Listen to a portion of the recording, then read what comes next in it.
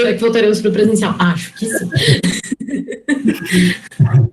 Pessoal, boa noite a todos, sejam todos bem-vindos a mais um dia do nosso módulo, né, Democracias e Constitucionalismo. Hoje nós temos uma participação super especial, né, a professora Danusa Marques, da Universidade de Brasília, vai estar conosco, fazendo uma abordagem sobre a trajetória e carreira política das mulheres no Brasil, tá?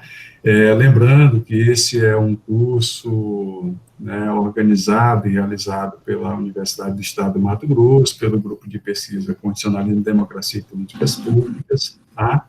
Então, sejam todos bem-vindos mais uma vez, e já de antemão agradeço aí a presença de todos, especialmente, né, a professora Danusa, né, por ter aceitado o convite de participar desse momento conosco. Certamente será uma grande oportunidade de aprendizado, né? A professora Danusa é professora adjunta do Instituto de Ciência Política da Universidade de Brasília, né, possui graduação e mestrado em Ciência Política,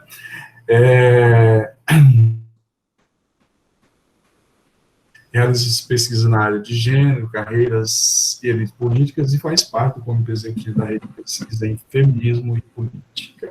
É vice-diretora do Instituto de Ciência Política da UNB, apesar de ter uma cara bem novinha, né, professora Danusa? Olha, que legal isso, né, viu?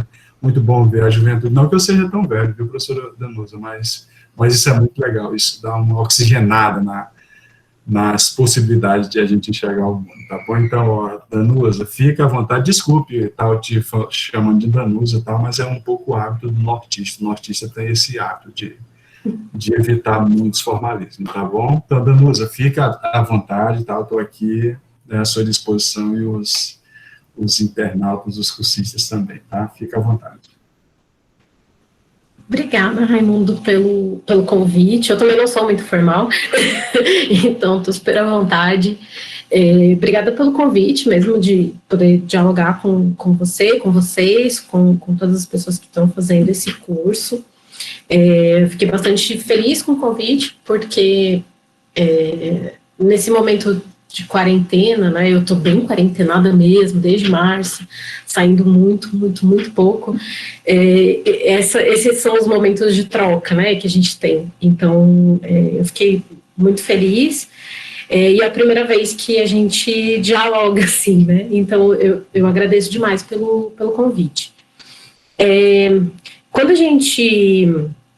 você me fez o convite, a gente trocou os e-mails, né, e eu perguntei sobre qual temática você achava que era mais adequada que eu abordasse, e você falou da discussão sobre carreiras e gênero, né, e até apontou um texto que eu apresentei, acho que foi no Fox, na época que eu até era doutoranda, e que tinha a ver com a minha pesquisa da tese, né, eu fiquei pensando, assim, como abordar essa questão, porque tem alguns anos já que eu trabalho com a discussão sobre carreiras e gênero, né, uma perspectiva comparativa de gênero no estudo das carreiras políticas profissionais no Brasil.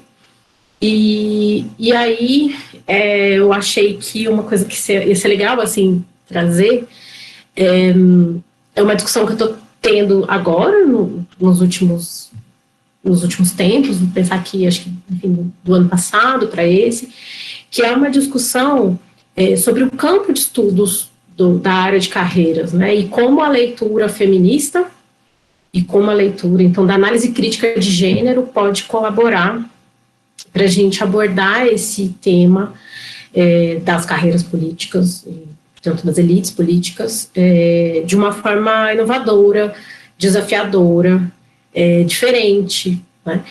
Como praticamente tudo que a análise de gênero faz e a teoria política feminista faz, que é deslocar as certezas e aquelas certezas quase que absolutas da área, né? E aí vem a crítica das teóricas feministas e desloca tudo e fala, não tem certeza em relação a isso. O que tem é um olhar hegemônico sobre isso que nós vamos, então, cutucar, né? E isso promove muitas mudanças no campo da ciência política, né?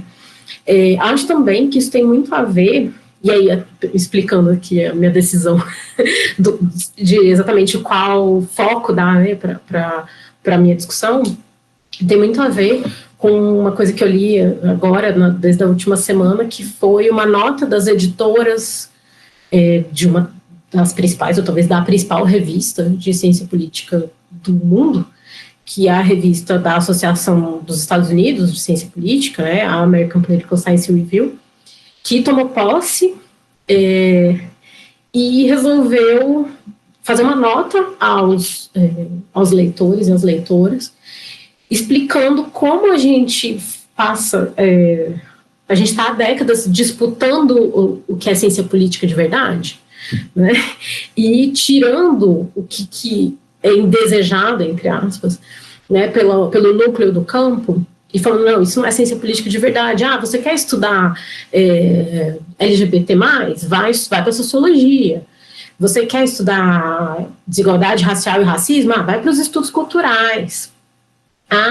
Isso aqui está estudando mídia, vai para a comunicação, isso não é na ciência política, né? Então, assim, isso fez com que muitas vezes as abordagens críticas sobre coisas que são centrais para a ciência política, e aí eu estou aqui usando um exemplo, né, dos estudos de elites políticas e de carreiras políticas, de profissionalização política, que é uma coisa completamente central da área, a gente está falando de Weber, né, quando a gente está falando de profissionalização política, as análises críticas foram sendo deslocadas, né? Isso não é ciência política de verdade. Você está fazendo uma sociologia da política, como se a sociologia fosse ruim. Então tem essa disputa do que é o trabalho de verdade do cientista político, da cientista política. Normalmente do cientista político, não da cientista política. E aí, então, eu gostaria de dialogar com vocês sobre uma análise do campo mesmo, dos estudos sobre carreiras e como que uma leitura motivada por uma análise crítica da desigualdade de gênero é capaz de incrementar esse campo, né? De fazer a gente pensar melhor quais são os problemas de pesquisa mais relevantes, como que a gente define o nosso objeto de pesquisa, como que a gente define a melhor abordagem metodológica para poder responder aquelas questões de pesquisa que a gente está levantando.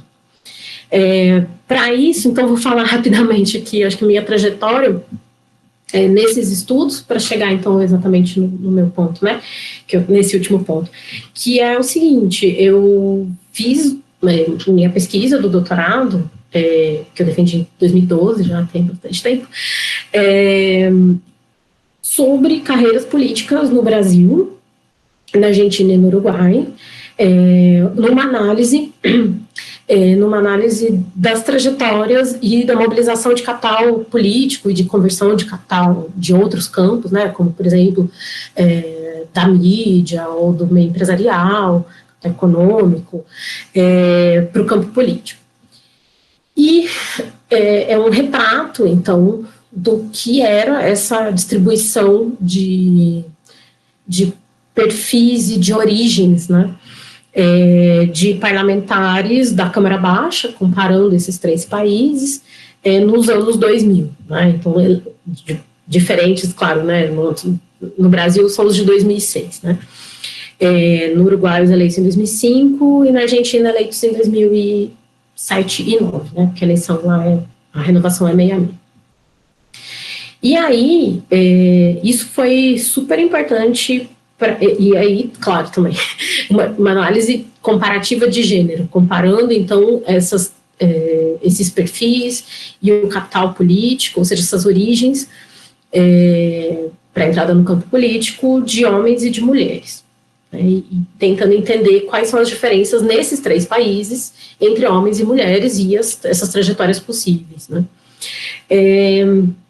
Isso fez com que eu, então, mergulhasse numa análise de gênero, né, e que naquele momento não estava muito voltado para uma análise mais efetiva das carreiras, né. A discussão feminista na ciência política nos anos 2000, ela está muito mais dedicada a discutir as cotas para mulheres na política, que a gente tem desde 1995 e funcionam mal desde então, apesar de várias mudanças que aconteceram, elas começam a a funcionar um pouquinho melhor em 2009. Mas naquele momento, então, cotas bastante inefetivas, né? E aí tem vários estudos sobre representação no geral, e uma discussão nas teorias da representação, e uma discussão sobre sistemas eleitorais e formas, então, de incidir sobre o recrutamento das candidaturas, mas sem discutir tão claramente recrutamento, né, que é um tema evidentemente caro, a discussão sobre elites políticas, né, sobre recrutamento de elites e circulação de elites, mas isso não era tão claro naquele momento. E aí, então, meu projeto ele vai ter esse foco e vai me despertar para algumas preocupações que antes eu não eram tão evidentes assim para mim. E aí, daí em diante, né, vou entrando mais numa discussão, principalmente com a defesa da minha tese e a continuidade das pesquisas, eu vou mergulhando mais para uma análise que não só dessas origens e dos perfis dos políticos e das políticas que conseguem ser eleitos e eleitas para a Câmara dos Deputados, né, e a maior parte dos estudos sobre parlamentares no Brasil é sobre Câmara dos Deputados, né, a gente não sabe muito do nível subnacional, a gente não sabe quase nada do nível local, e aí eu vou me tocando, assim, que uma análise muito focada nesses capitais e nessas trajetórias e nesses perfis é importante, mas eu também preciso, se eu estou tendo uma preocupação com uma discussão de política de presença, mas também de uma representação substantiva desses representantes, dessas representantes, entender o que é feito no mandato, né? Entender, então, como que é esse trabalho legislativo, como que os partidos também estão, não só naquele momento da seleção das candidaturas e na viabilidade dessas candidaturas, mas também organizando o trabalho político parlamentar, né? E aí eu vou mergulhando mais, eu parto então de uma preocupação da desigualdade de gênero no campo da representação política no Brasil, para olhar e comparar esse campo com a Argentina e com o Uruguai, e tem muitas diferenças, e não são só diferenças de sistema eleitoral ou de sistema partidário, né, mas tem diferenças dessas trajetórias, né, de como é possível construir uma candidatura e construir uma carreira, inclusive partidária, de uma forma distinta na Argentina e no Uruguai em relação ao Brasil, né, então tem várias coisas assim que são diferentes. Eu acho que a principal delas é a prevalência do capital familiar, né, da família política, do parentesco com político no Brasil, que a gente acha arcaico e tradicional, mas a gente, talvez, quando a gente não compara, a gente perde de vista o fato de que é um capital muito presente, né? Um tipo de apoio de rede política muito, muito presente entre os parlamentares brasileiros, inclusive mais entre as mulheres do que entre os homens, e que, comparando com os casos da Argentina e do Uruguai, por exemplo, não que não exista lá, né? Mas assim, na base de 20%, enquanto aqui é metade, né? 40% dos homens, 60% das mulheres, para o caso que eu avaliei, e que precisa, inclusive, de mais pesquisas para ir atualizando isso, né, sobre capital familiar. E também tem toda uma diferença regional, né, desses países. São países, Uruguai, um país pequeno, do tamanho de um estado do Brasil, ou menor que alguns estados, com uma concentração de população muito grande, como Montevidéu e Canelones, diferente da Argentina, que é um país muito grande, mas também com uma distância enorme e uma concentração muito grande em Buenos Aires, mas no resto do país muito menos, até regiões realmente muito menores. Diferente do Brasil, que tem esse tanto de estado, vários centros urbanos, uma desigualdade muito grande, uma desigualdade racial grande, enfim, várias coisas são... a gente tem, que são específicas do caso brasileiro e que deixam mais agudas essas desigualdades, né?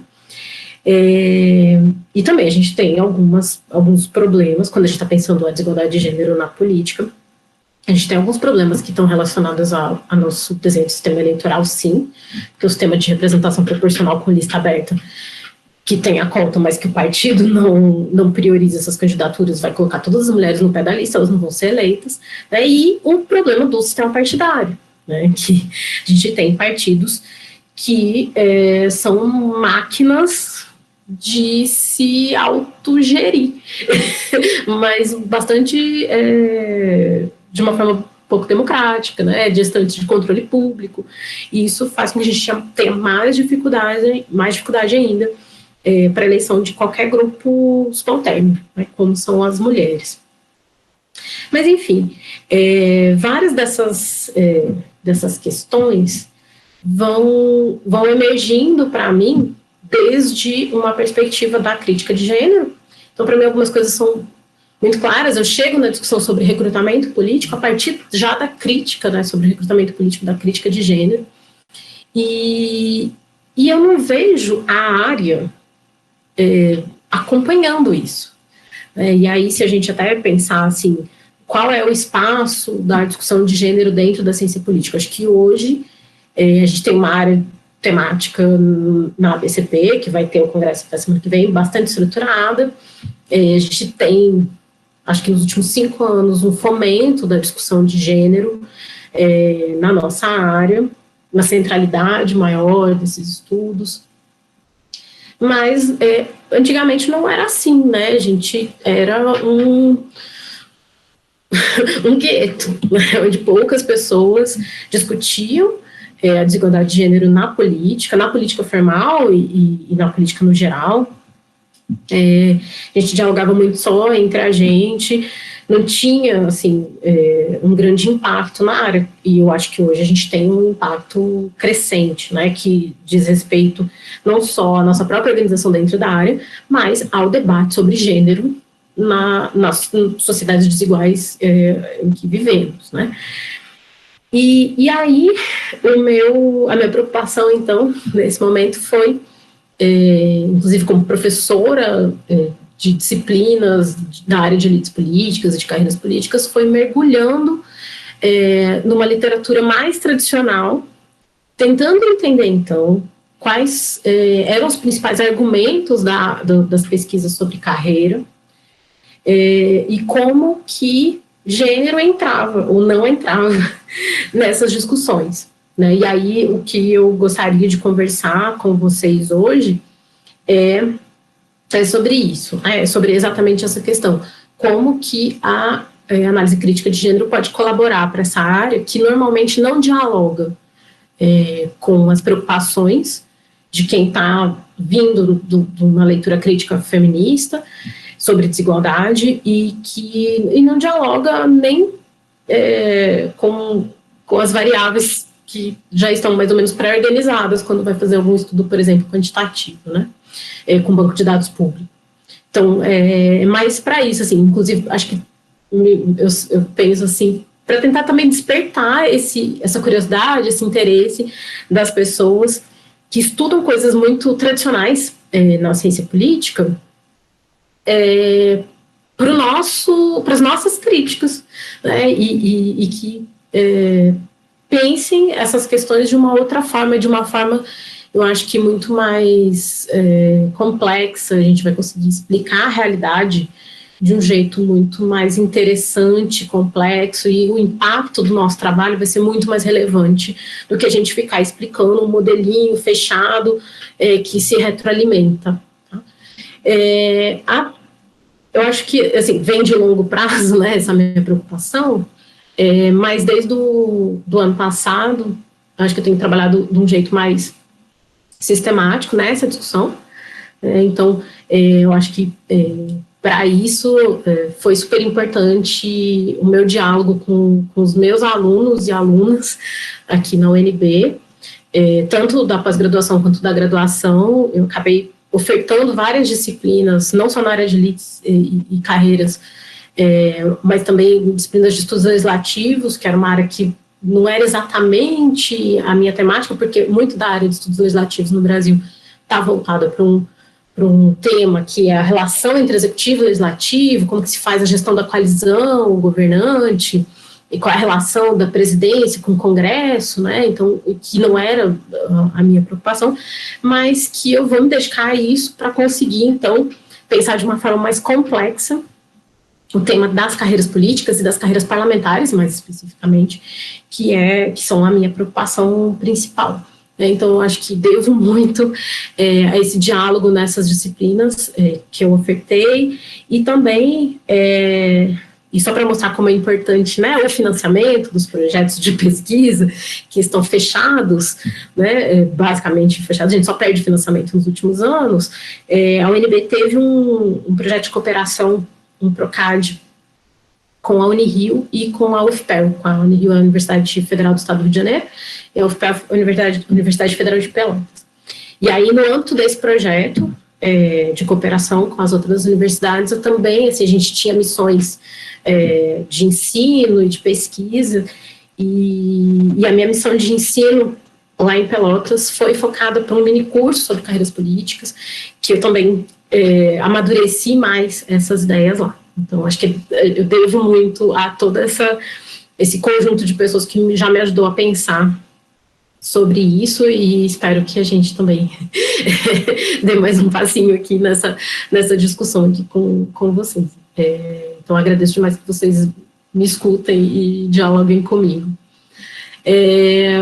Então, assim, acho que assim, meu grande propósito é organizar essa discussão, né, conseguir fazer uma organização geral do que é a discussão sobre carreiras parlamentares, e trazer esse olhar de como que a gente desperta novas questões nesse campo, vinda de uma leitura da teoria política feminista e dos estudos críticos sobre representação política, né?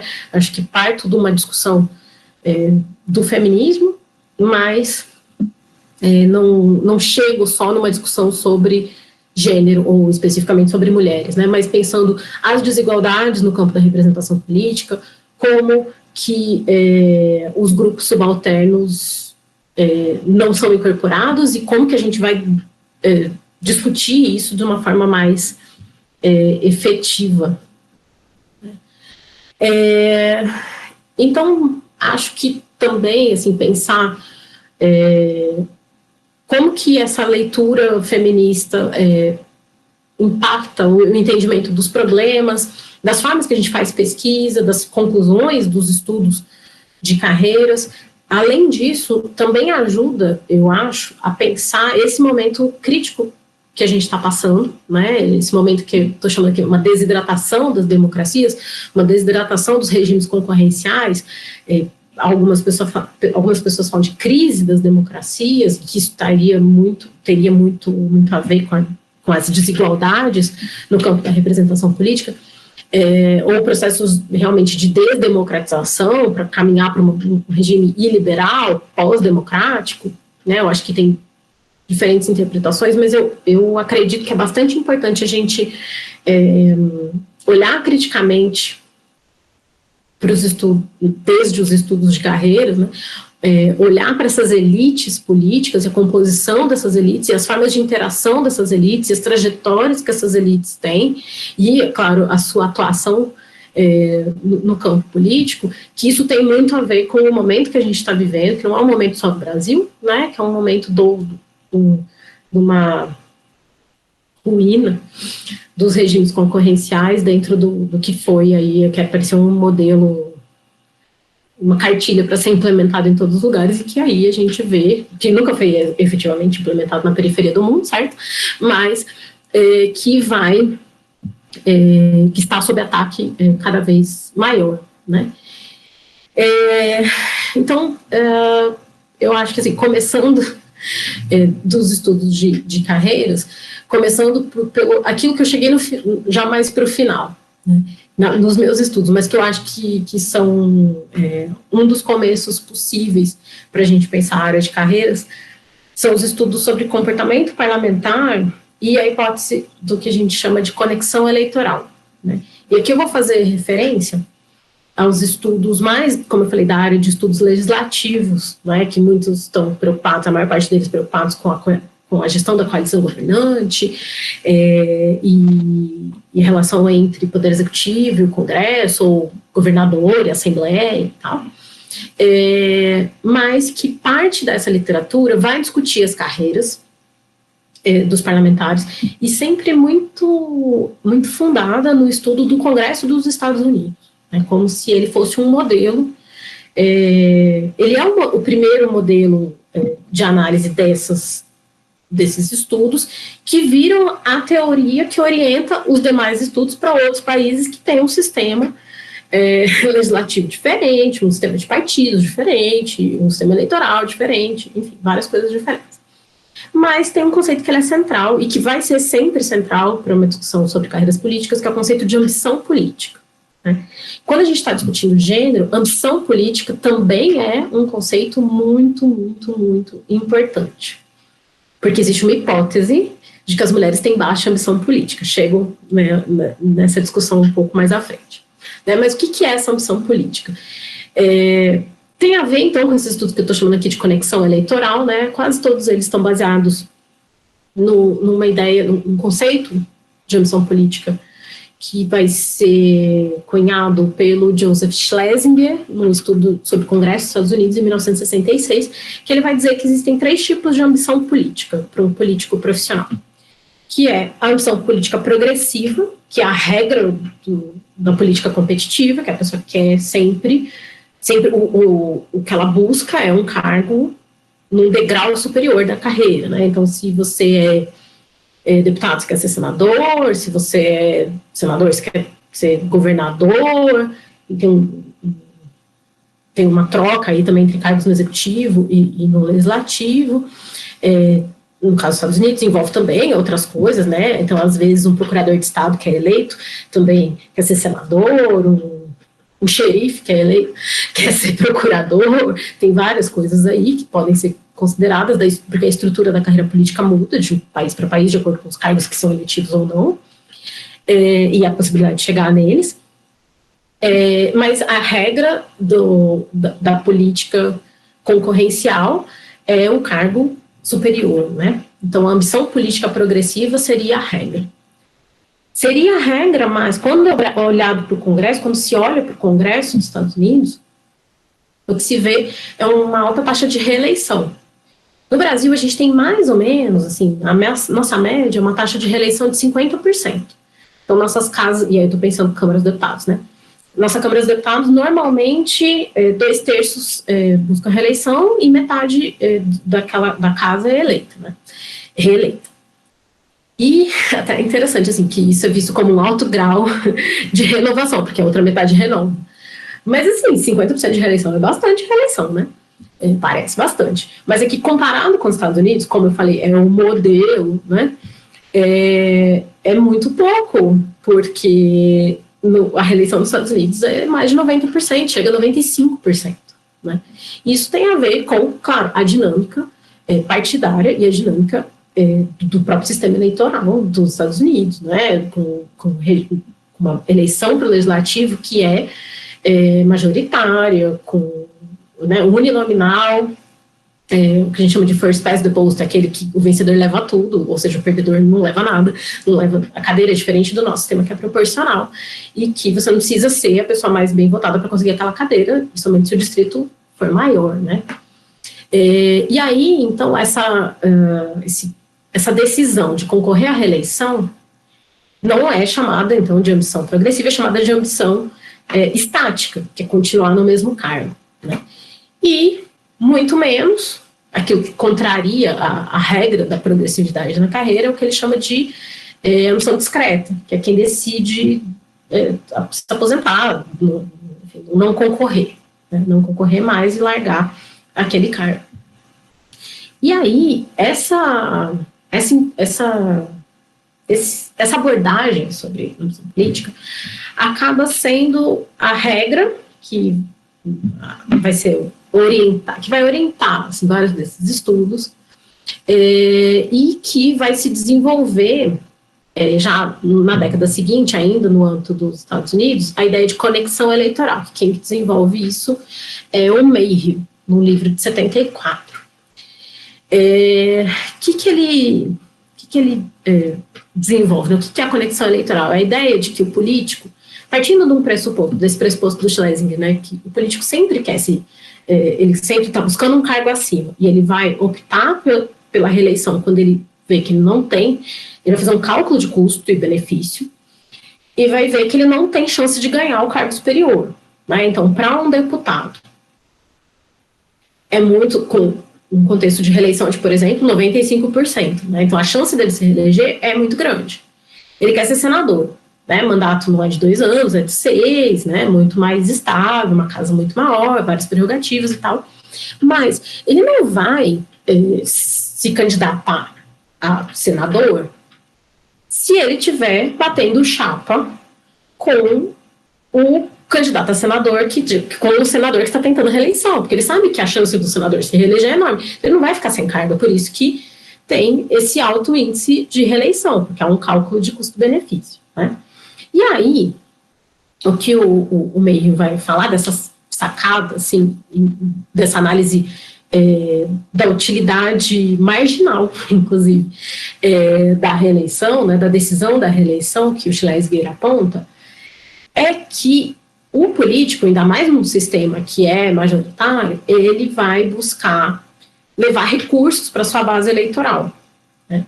Então, ele sempre vai querer se reeleger, ou ele vai querer subir de cargo, ou se reeleger, é um pressuposto que ele traz das teorias da missão política, e ele vai querer, então, distribuir recursos, e aí por isso que tem toda aquela discussão de distribuir pork, né, pork barrel, é levar recursos, distribuir recursos para sua base eleitoral, especificamente para o seu distrito, para garantir, então, a sua reeleição ou sua eleição com cargo superior, né.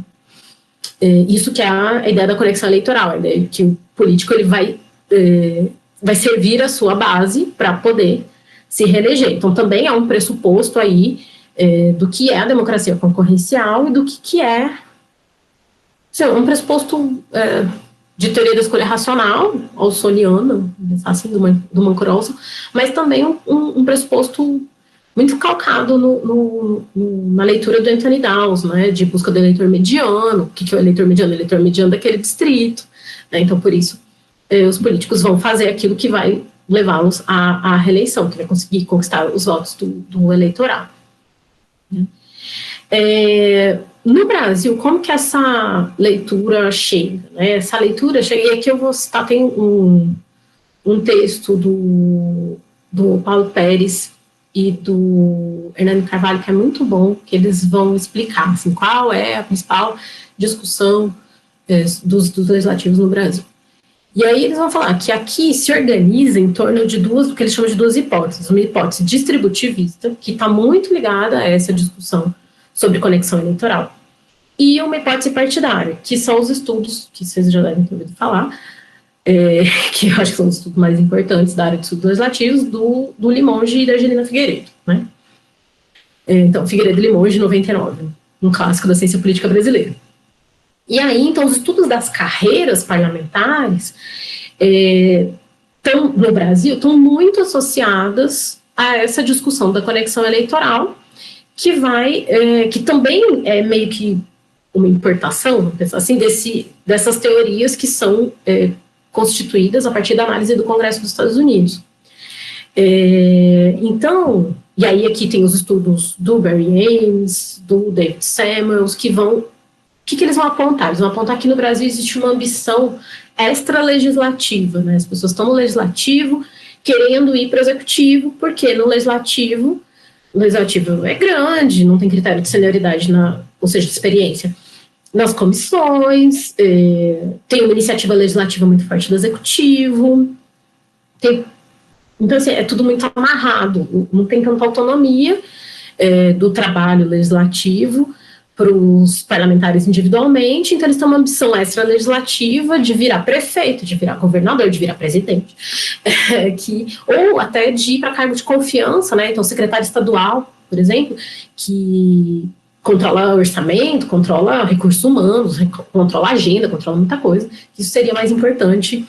E aí, isso é que explicaria, então, a atuação política dos nossos parlamentares, né? Então, se a ambição política nos Estados Unidos, ela tem uma visão de que o ideal é progredir na carreira legislativa e se especializar na carreira, e aí tem alta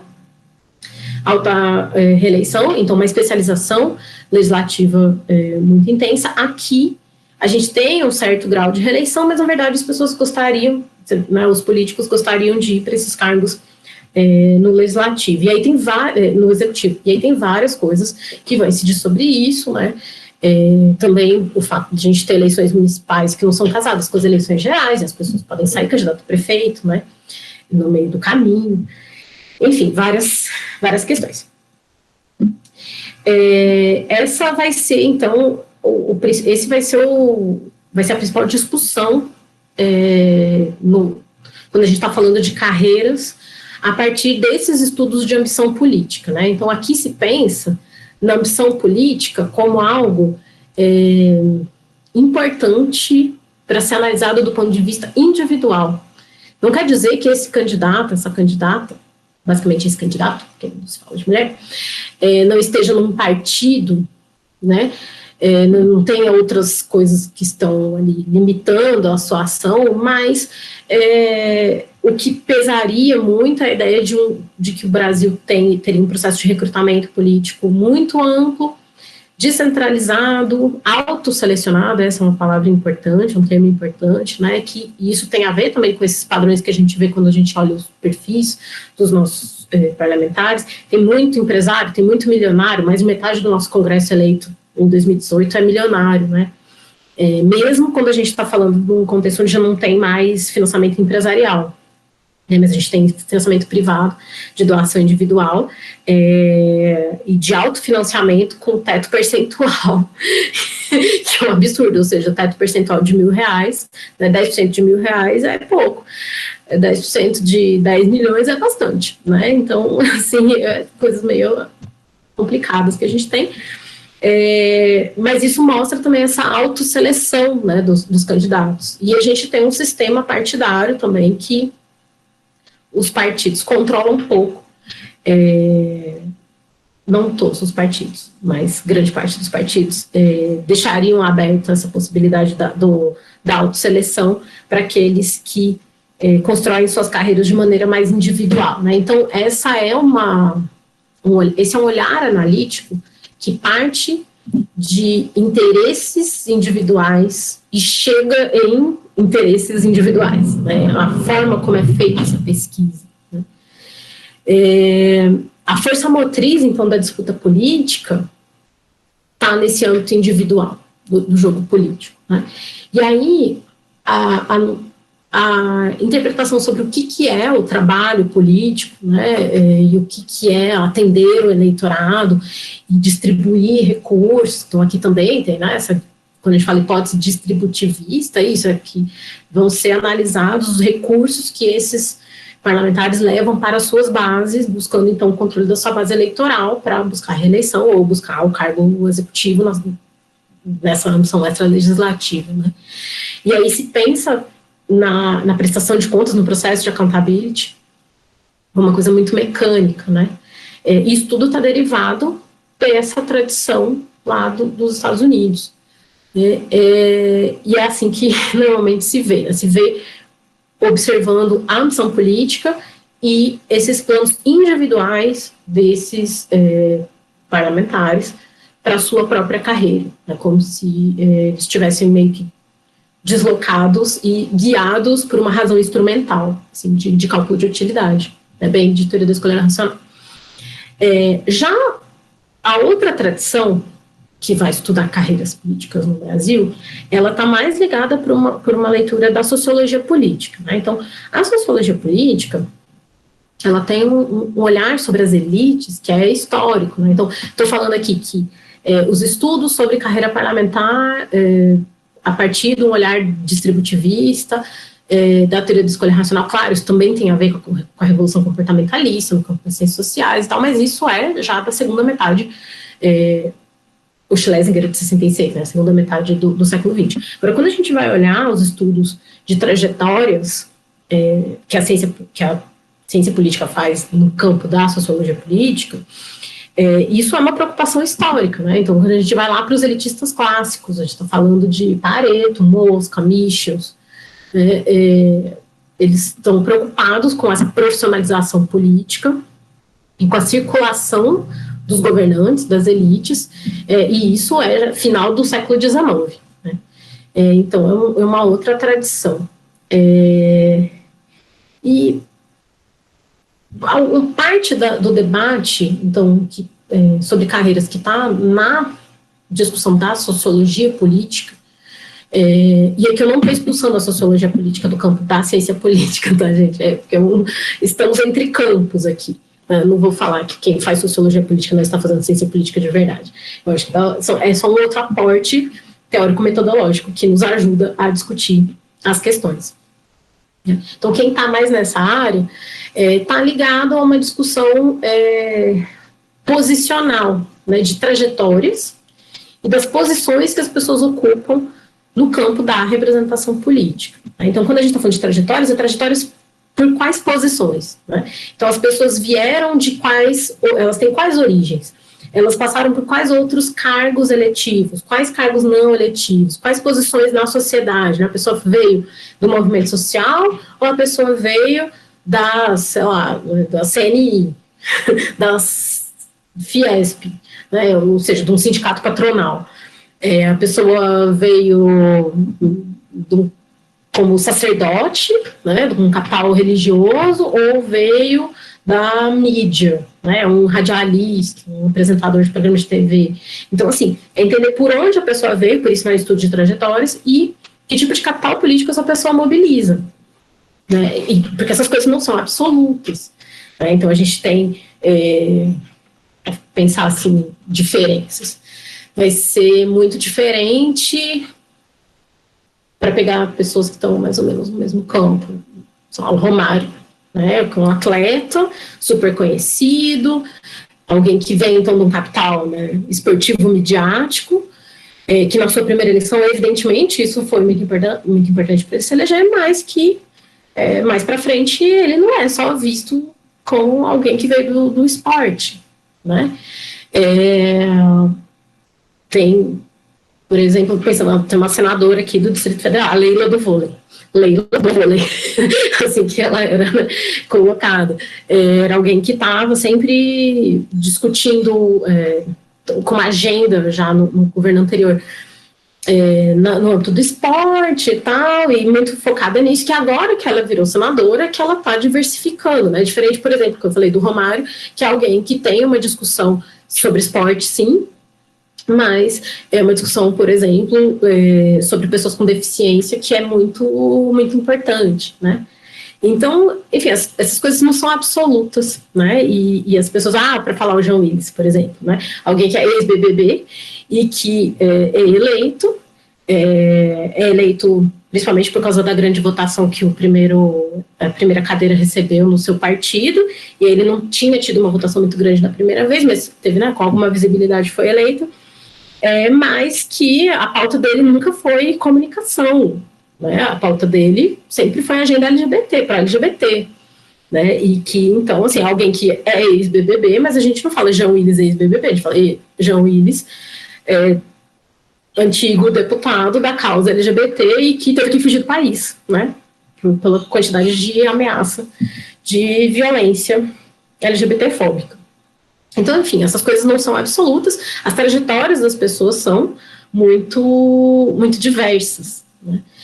E aí os estudos, então, desse campo, tentam entender por todos esses caminhos que as pessoas passam, todos esses caminhos na sociedade, todos esses caminhos no campo do trabalho, né, porque a ocupação profissional, ela é um espaço de um âmbito, um fator para o recrutamento político que é importante, né? Alguns partidos, por exemplo, não recrutam trabalhadores, outros partidos recrutam só fazendeiro, outros partidos recrutam trabalhadores, normalmente nenhum partido recruta trabalhador chão de fábrica, é mais colarinho branco, não colarinho azul, enfim, tem várias diversidades aí que a gente pode controlar para entender o padrão de recrutamento.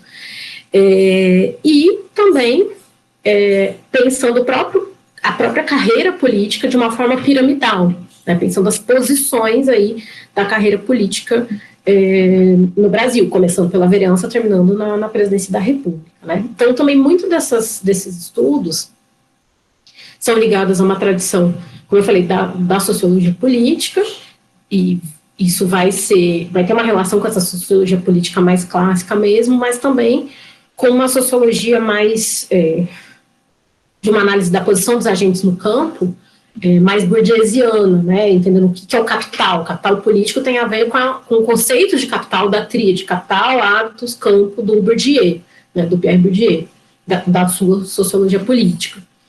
E aí, vários dos estudos vão ser focados, como eu falei, no impacto da trajetória profissional, da trajetória partidária dos políticos profissionais no Brasil, né? Então, como eu falei, alguns partidos vão recrutar determinado tipo de pessoa que tem determinada trajetória ocupacional, outros, outro tipo. Alguns partidos a pessoa precisa ter um tempo de filiação muito grande, outros não, a pessoa filiou hoje, amanhã já é candidata. Né? Então tem uma diversidade entre os partidos e essas duas dimensões costumam ser analisadas. Né? E aí, assim, os estudos também, eles vão evoluindo, não no sentido evolutivo de que fica melhor, né? Mas vão seguindo, também para analisar os níveis subnacionais, analisar não só a Câmara de Deputados, né? A gente tem o sistema bicameral, então também estuda Senado, tem poucos estudos sobre Senado, mas tem alguns.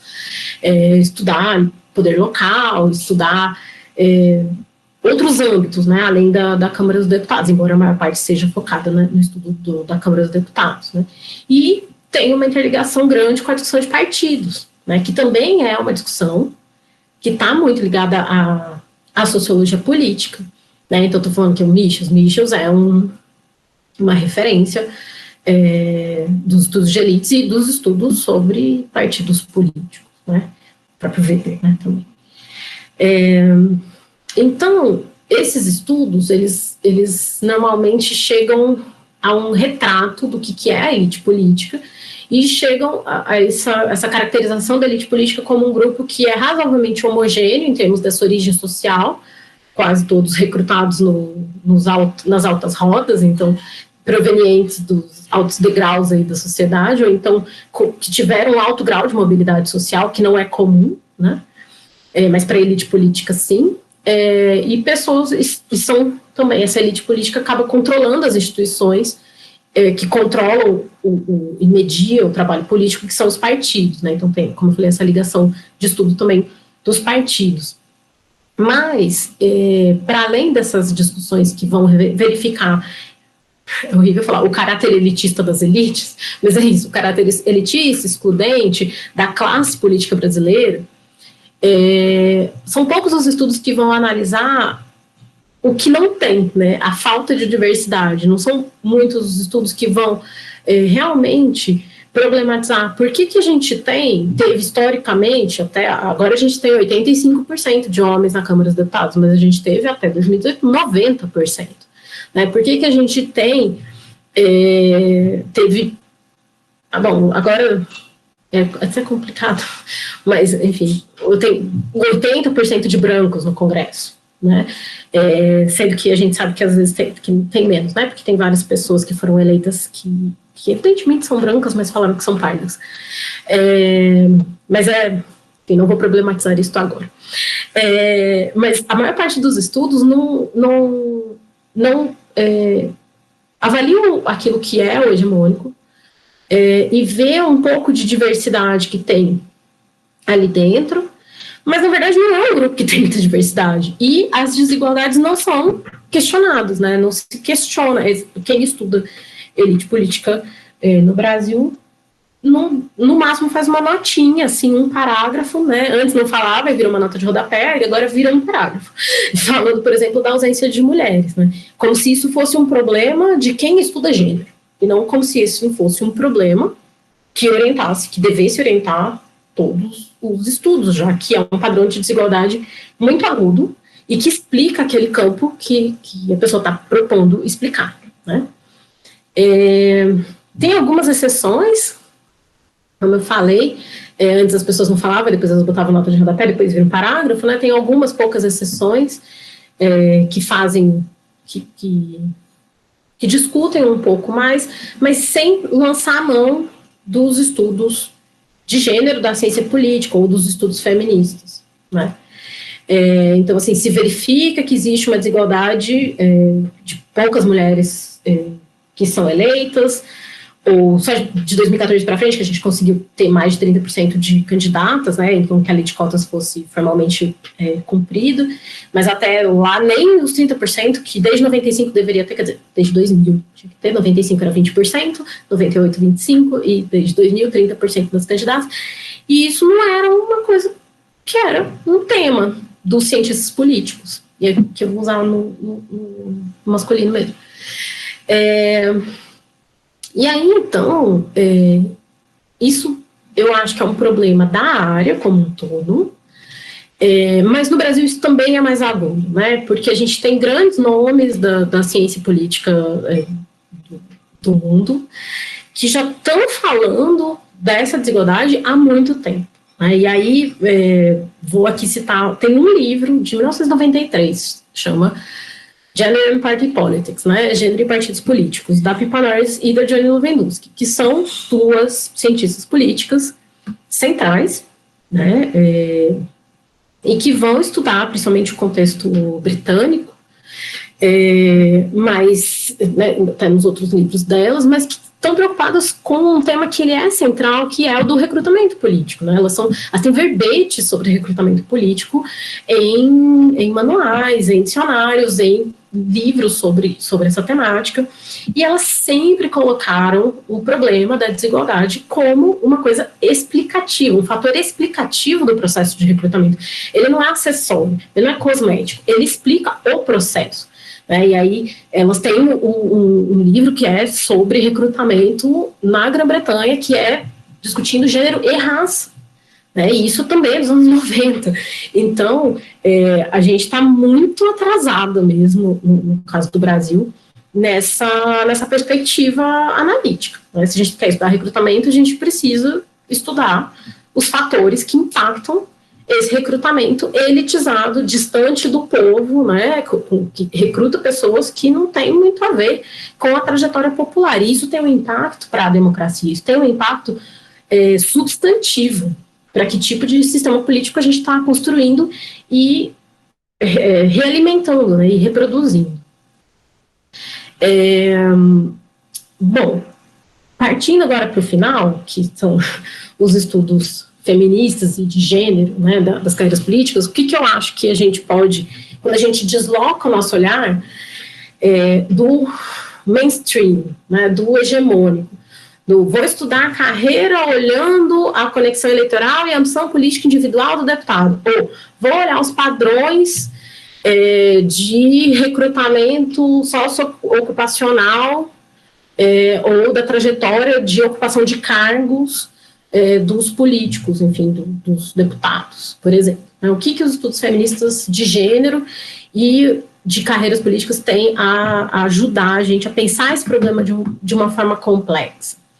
De 2010 para frente, eu falei para vocês, né, que nos anos 2000 a maior parte dos estudos de gênero na ciência política no Brasil, e não só no Brasil, acho que seria possível falar que regionalmente, isso é uma verdade também, da América Latina, vão estar preocupados em discutir as cotas, as ações afirmativas, eu não estou falando aqui que não é importante discuti-los, mas a gente ficou muito tempo discutindo isso, né, principalmente a cota, e no caso do Brasil, a baixa efetividade das cotas de gênero na política. E aí, a partir de 2010, as questões começam a ficar mais complexas no próprio campo dos estudos de gênero e política. E aí as questões relativas às carreiras passam a ter mais impacto dentro dessa própria área. E aí é que eu acho importante os estudos que Flávia Biroli e Luiz Felipe Miguel, meus colegas de polo, desenvolveram, e principalmente os estudos da Teresa Sacchetti, que é pesquisadora da UFBA, do NEM, do Núcleo de Estudos Interdisciplinares, acho que é isso, sobre a mulher do NEM da UFBA, né, onde tem um departamento de estudos de gênero e um programa de pós-graduação de estudos de gênero no Brasil. Então, essas obras são importantes para pavimentar as questões gerais sobre o problema das carreiras políticas, né, do ponto de vista dos estudos de gênero, e que vão, então, calibrar, aí eu acho que as questões desse campo, né. Qual que é eu acho que o primeiro problema, assim, é que existe uma ausência do questionamento da desigualdade de gênero para o campo das carreiras, enfim, para o campo da representação política e das carreiras políticas no Brasil, né? E aí, então, nem precisava ter uma análise de gênero, né? Uma análise realmente orientada, desde uma análise crítica de gênero, uma análise feminista, mas simplesmente se mobilizasse apenas uma variável sexo nos estudos, muita coisa já ia avançar, né? Mas aí a gente vê aqueles estudos que fazem inferência causal, inclusive, eu não estou falando de estudos descritivos, estou falando de estudos que têm inferência causal com o uso de estatística probabilística, ou seja, que conseguem ter um impacto explicativo bem amplo, e que ignoram o sexo do parlamentar ou da parlamentar, né? Então tem lá, para usar um exemplo, né, assim, vamos ver o que é preditivo da reeleição na eleição tal. Se reelegeu, se já tentou a reeleição na eleição passada, se teve um valor a mais de emenda parlamentar, se teve presidência de comissão, se teve presidência de CPI, se teve na mesa diretora, se foi líder, enfim, 1 milhão de coisas, e não coloca uma variável muito simples, que é o sexo daquele parlamentar, daquela parlamentar, né? Controla tudo menos isso, e isso é fundamental, porque as chances de seguir carreira para as mulheres são muito menores, porque os obstáculos para se seguir qualquer carreira competitiva, não só a carreira política, mas qualquer carreira competitiva para mulheres, são maiores. Tem uma divisão sexual do trabalho, tem obstáculos de discriminação, tem subfinanciamento, tem 1 milhão de coisas que vão incidir na carreira das mulheres e que não vai incidir na carreira dos homens, né? E que isso vai variar também de acordo com os partidos, né? Mas essa variável não é mobilizada. E aí, nos estudos de trajetória, né, como falei, de trajetória, de perfil, né, de perfil de parlamentar, tem um certo atestado de que tem um baixo percentual histórico de eleitas, que as candidaturas femininas são menos competitivas, mas não se desenvolve o porquê, né, não se desenvolve. E aqui eu estou falando das candidaturas de mulheres, mas também tem, né, outros grupos. Eu estou me ouvindo de volta. Também tem outros grupos que são subrepresentados e que a gente atesta, tipo, o parlamento é praticamente todo branco. Mas também não se questiona quais são os efeitos do racismo estrutural, do racismo institucional para baixa eleição, baixa competitividade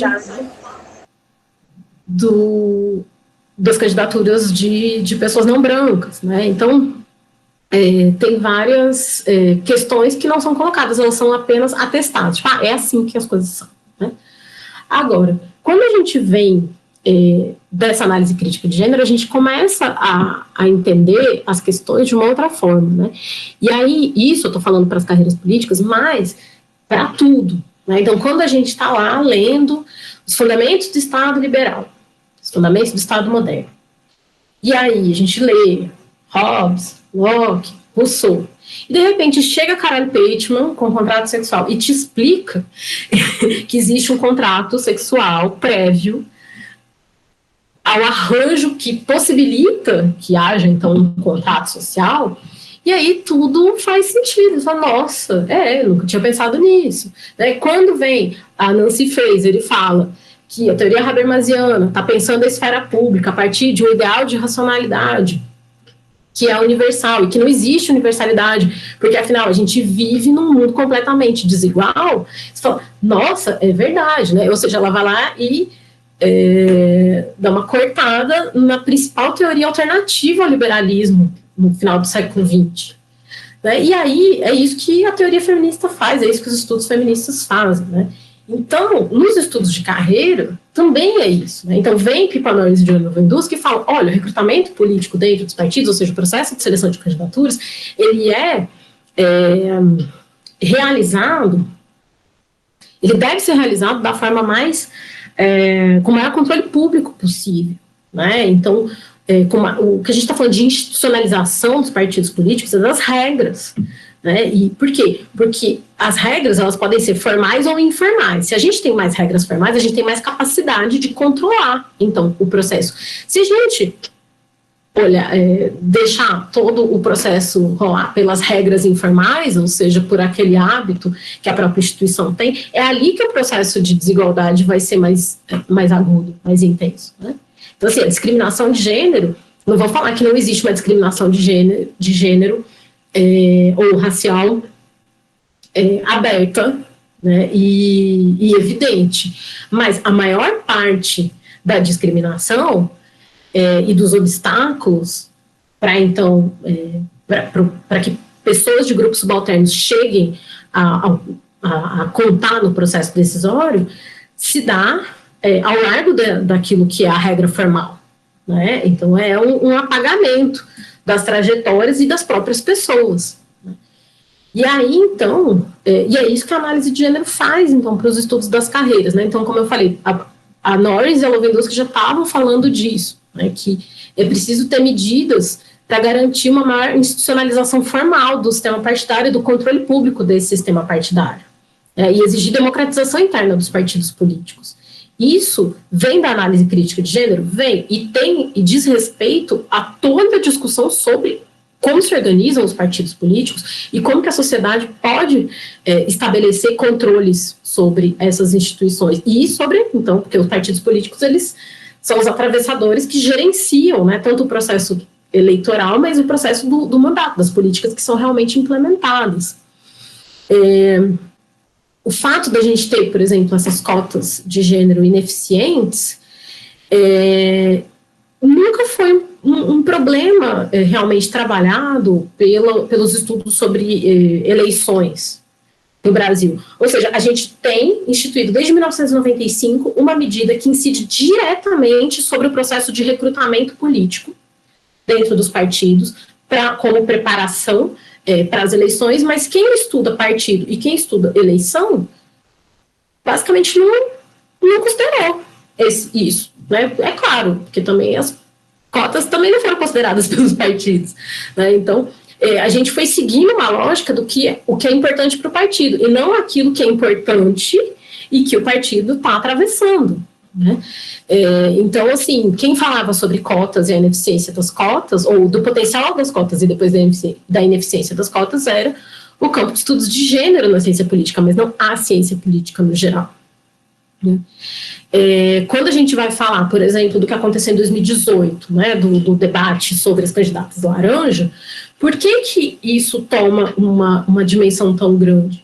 Isso toma uma dimensão tão grande porque o TSE decidiu em 2018 que é preciso, então, ter uma reserva de recursos, né, então, dos recursos de campanha, não só do Fundo Especial de Financiamento de Campanha, do Fundo Eleitoral, mas também do horário de propaganda eleitoral gratuito, da ordem de 30%. Né?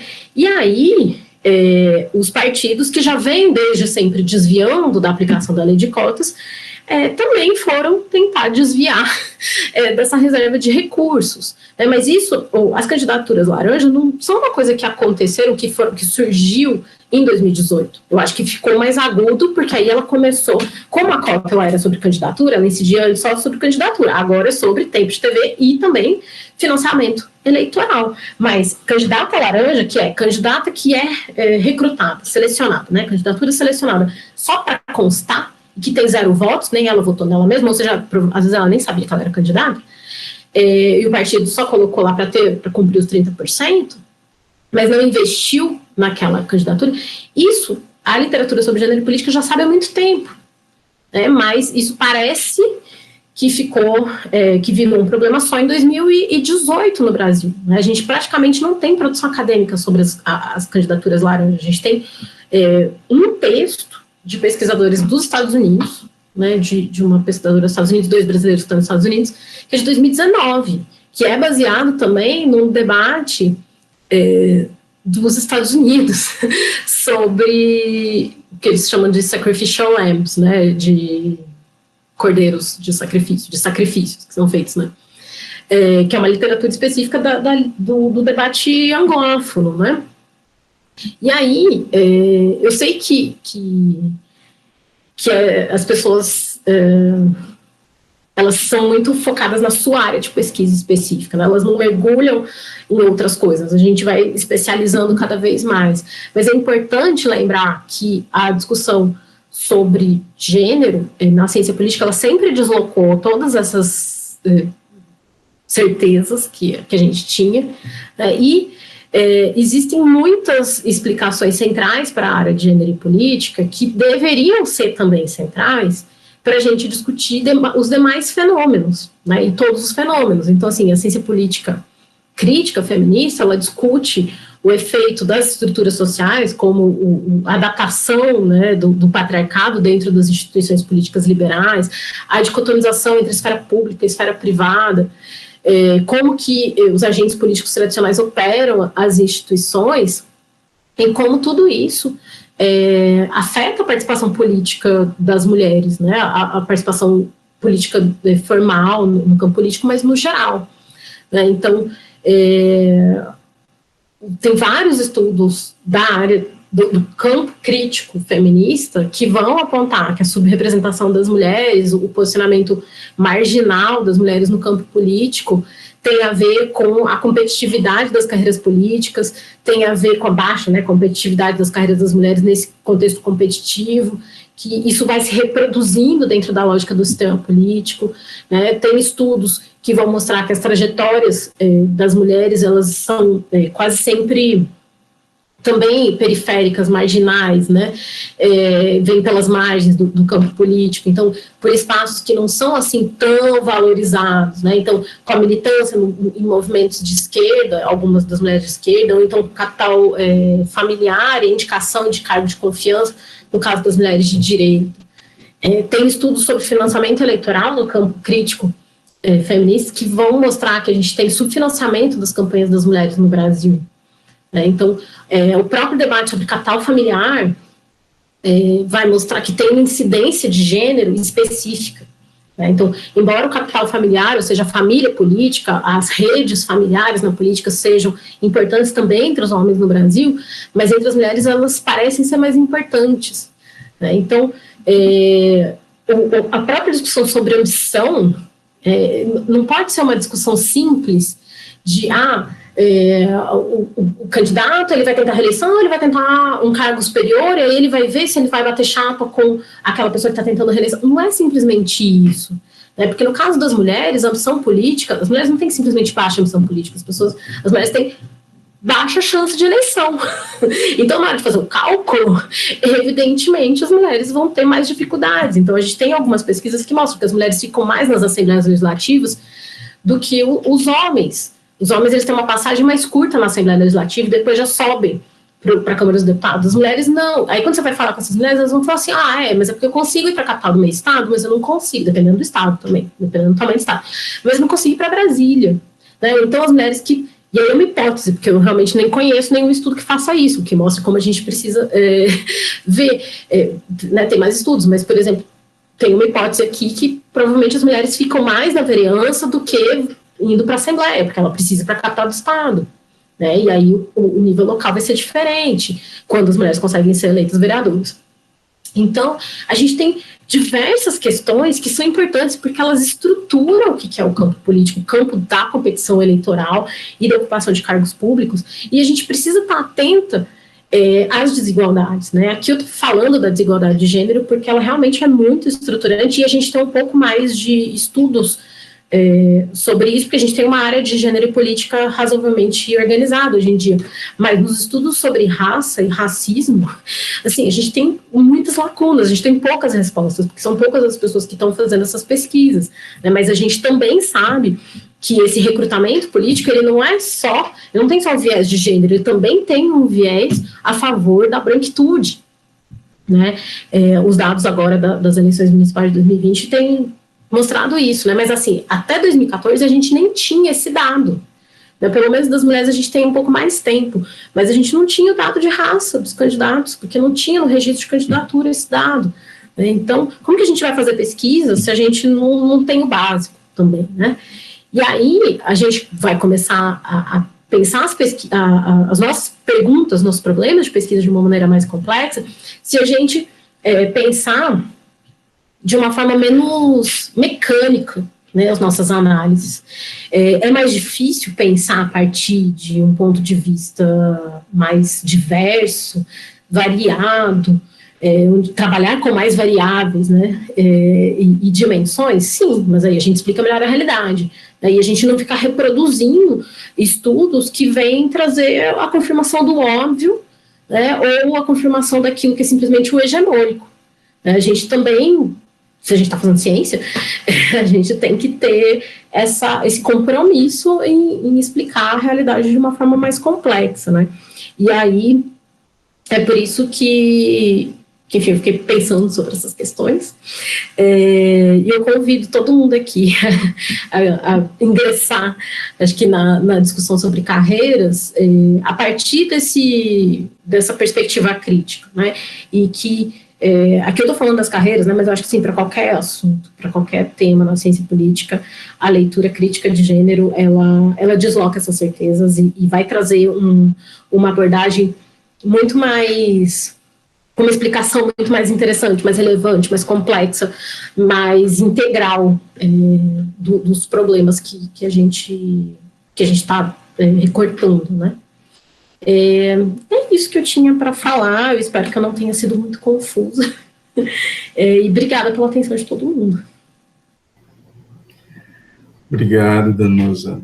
Realmente, você toca em várias questões assim, bem importantes, né, nessa relação gênero e política, e eu acredito que clareou muita coisa aqui para muita gente, né? A gente vai abrir agora, né, para as pessoas que tiverem algum questionamento mais direto, né? Mas eu já vou fazer algumas provocações aqui para a Danusa, né, para ela, de repente, tecer já alguns comentários, enquanto o pessoal vai pensando ali nas questões, né?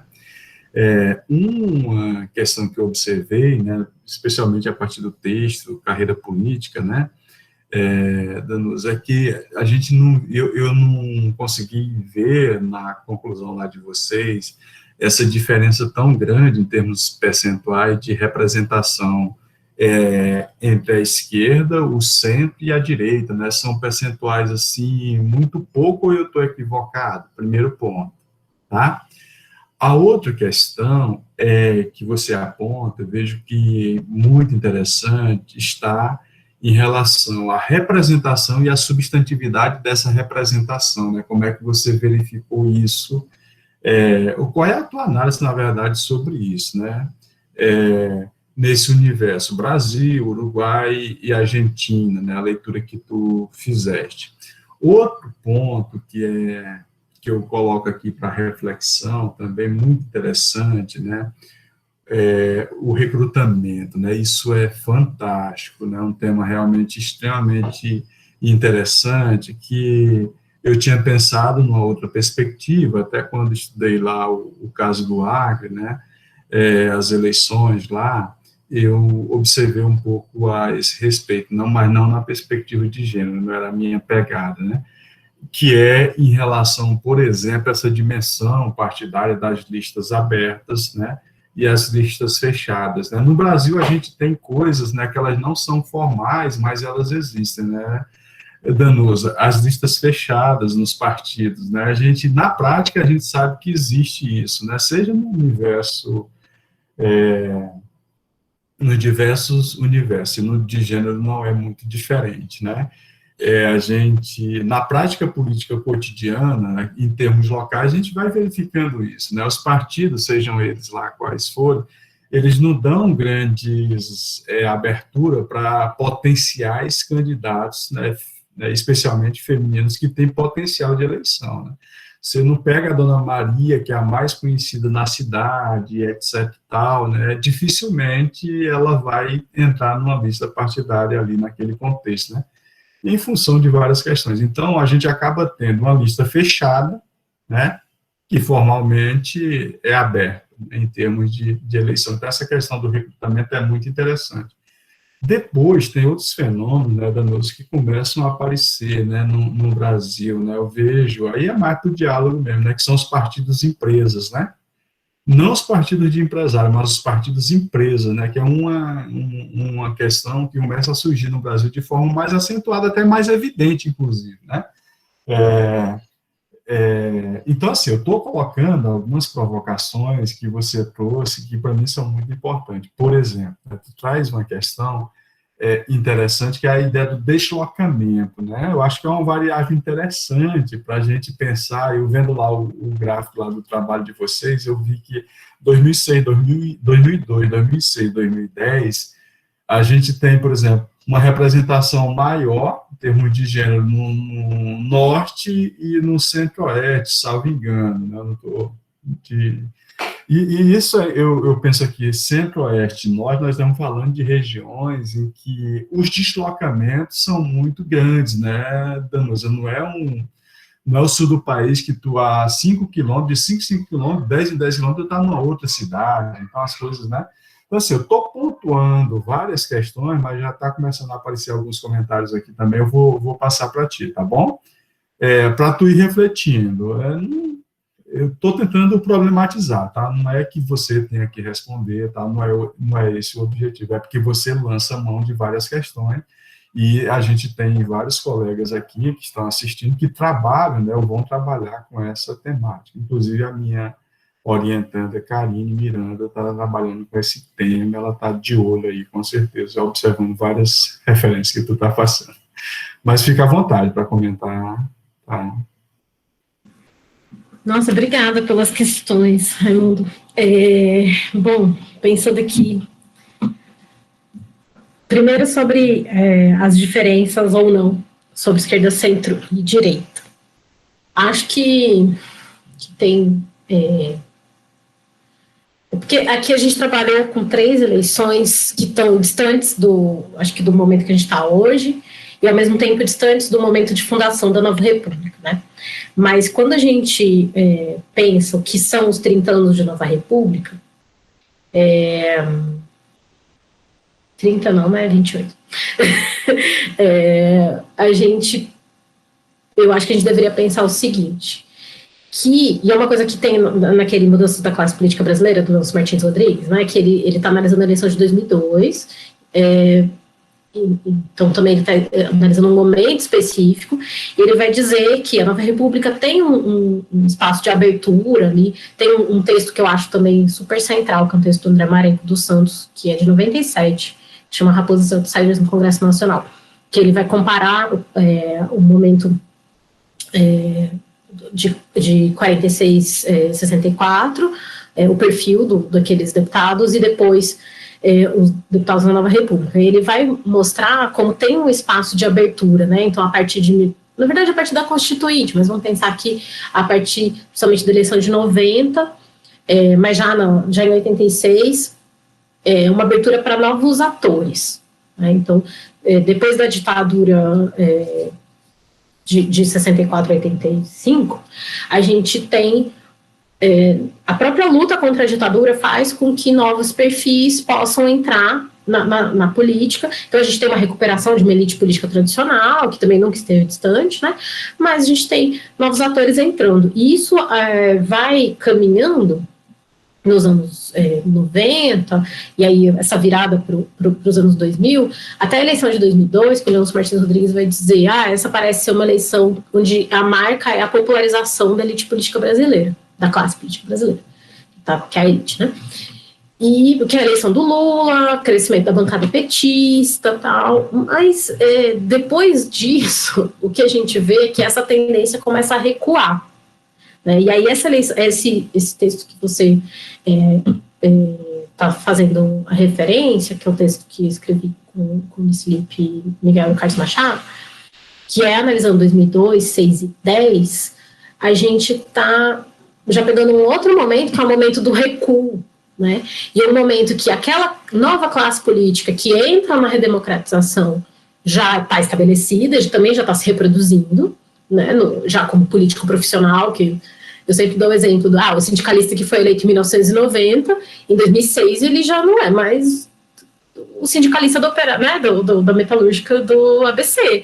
Ele é político profissional, ele veio de lá, e isso faz diferença, claro, a origem faz diferença, mas aí a pessoa já está numa outra posição, né, elitizada, né, e aí, então, tem mudanças nesse padrão. Então, principalmente os partidos de esquerda tinham um recrutamento, logo no começo da Nova República, tinha um recrutamento mais popular, né, e aqui, principalmente o PT.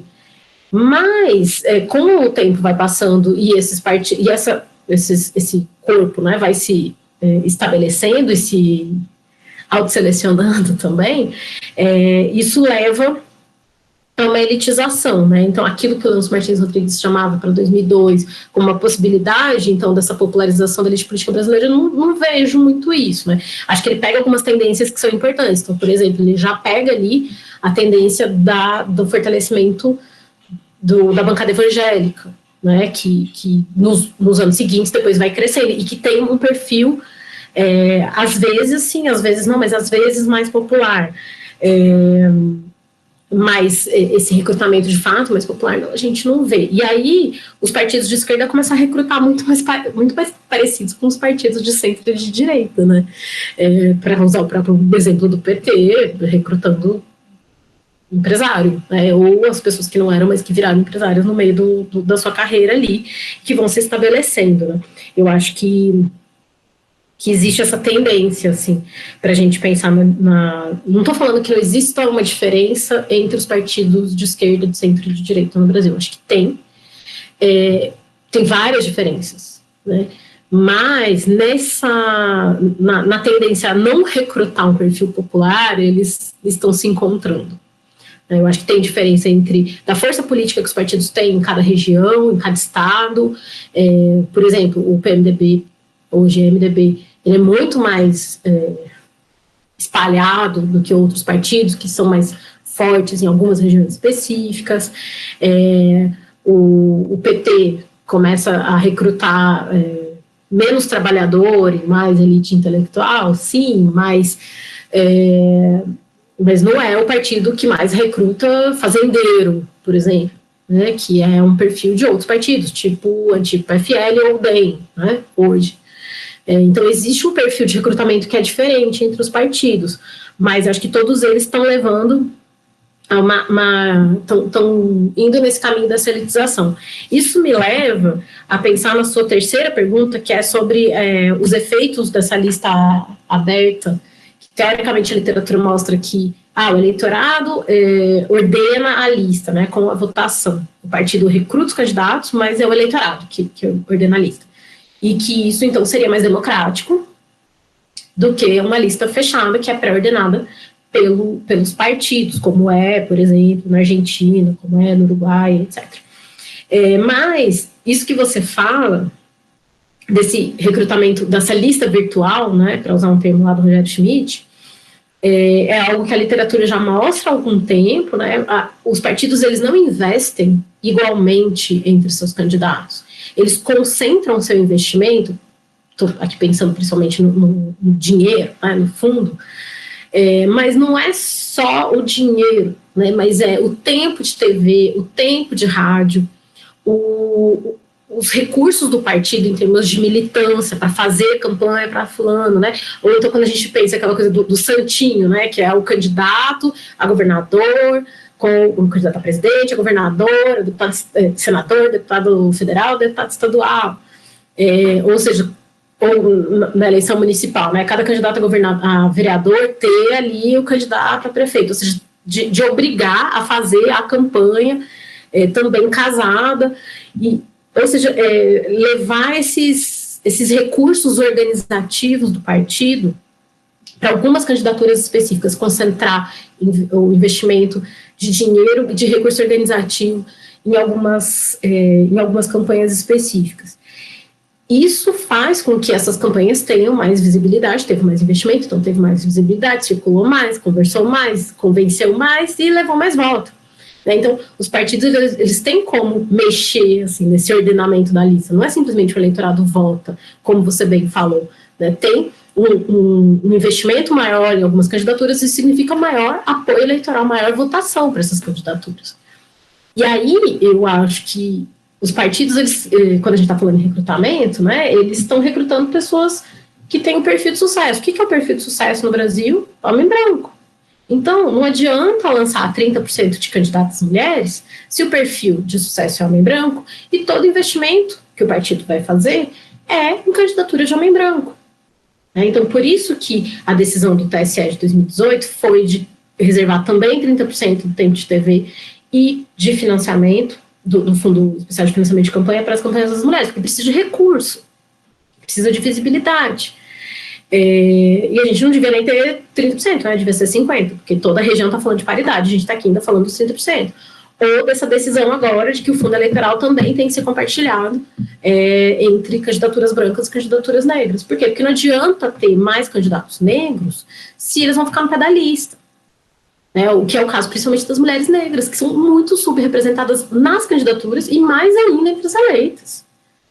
Com a aplicação dos 30% no fundo eleitoral, teve um impacto para a eleição de mulheres, né? Cresceu em 37% as eleitas para a Assembleia Legislativa e em 50% as eleitas para a Câmara de Deputados, que assim, é um crescimento grande de um valor pequeno, então a gente continua com um valor pequeno, mas ainda é um crescimento grande. Mas por que teve algum impacto? Porque teve essa reserva.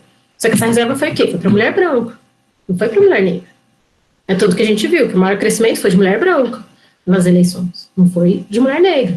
Então, tudo isso é muito importante, porque mostra o investimento que o partido teve em determinadas candidaturas. E se os partidos só recrutam e só investem nesse padrão de sucesso que é a candidatura do homem branco, ele só vai ficar recrutando mais do mesmo, só vai investir em mais do mesmo, e a gente não vai conseguir promover uma mudança nesse sistema que é completamente injusto e desigual. E eu acho que isso também leva a um problema crítico de formação de quadros, que a gente vê em partidos da esquerda, a gente vê em partidos de centro e a gente vê nos partidos de direita. Se a gente observa o que tem acontecido na última década, do padrão de recrutamento dos partidos brasileiros, a gente vê o quê? Eles recrutam mais do mesmo.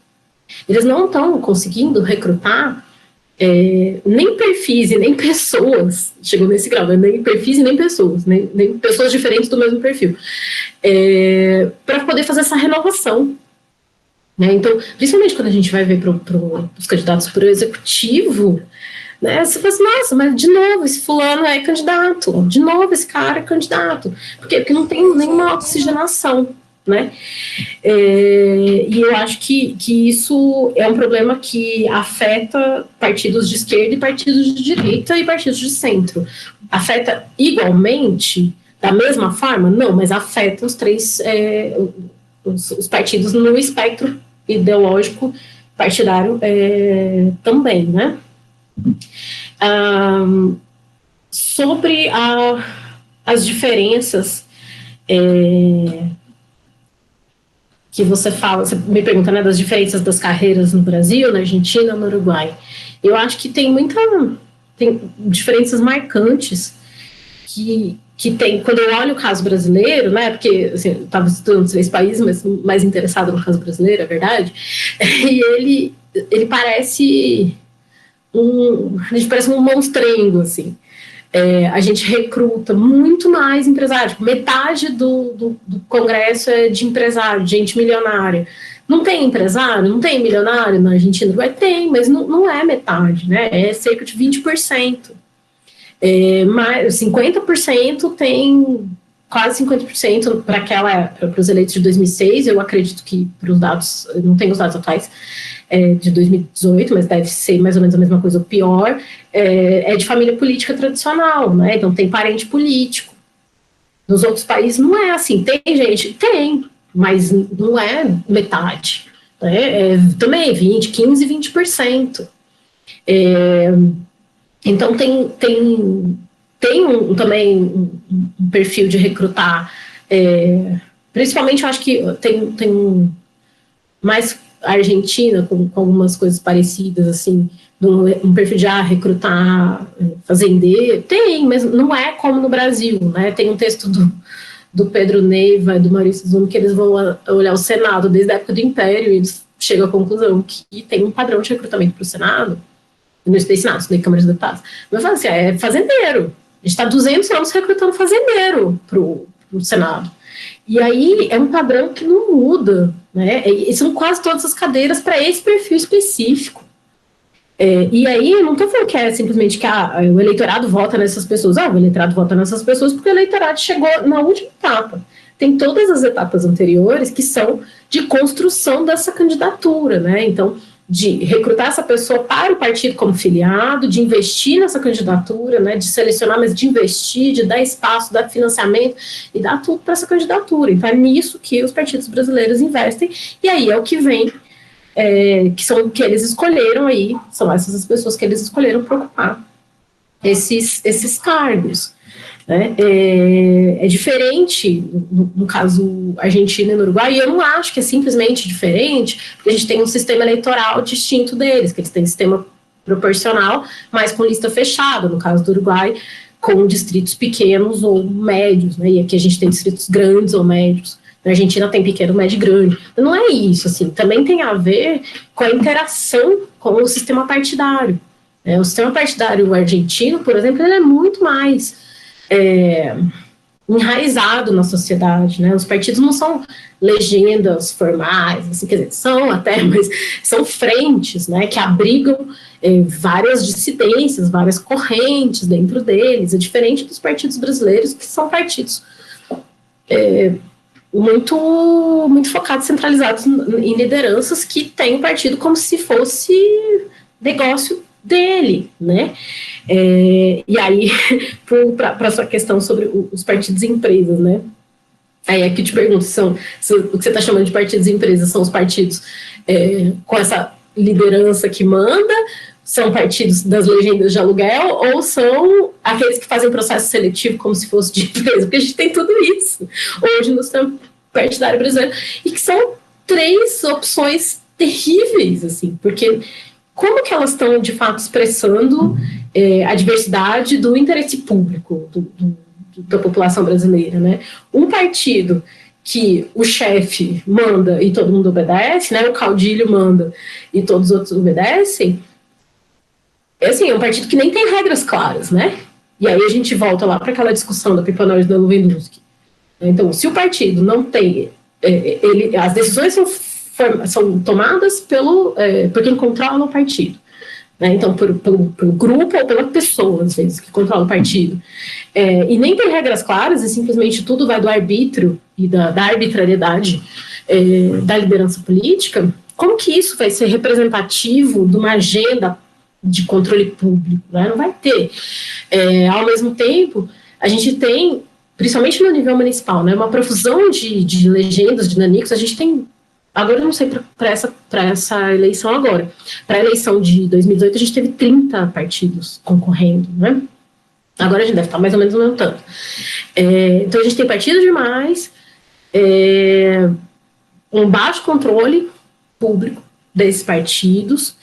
Os partidos são... Eu sempre vou lembrar, teve uma LACIP, um congresso da Associação Latino-Americana de Ciência Política, que o Humberto Dantas, que é um pesquisador da área de partidos, né, falou que ele foi fazer consultoria no interior, acho que de São Paulo, e aí alguém foi numa palestra e tal, e aí alguém chegou nele e falou assim: oi, eu sou fulano, eu sou corretor de partidos. Ele, hã?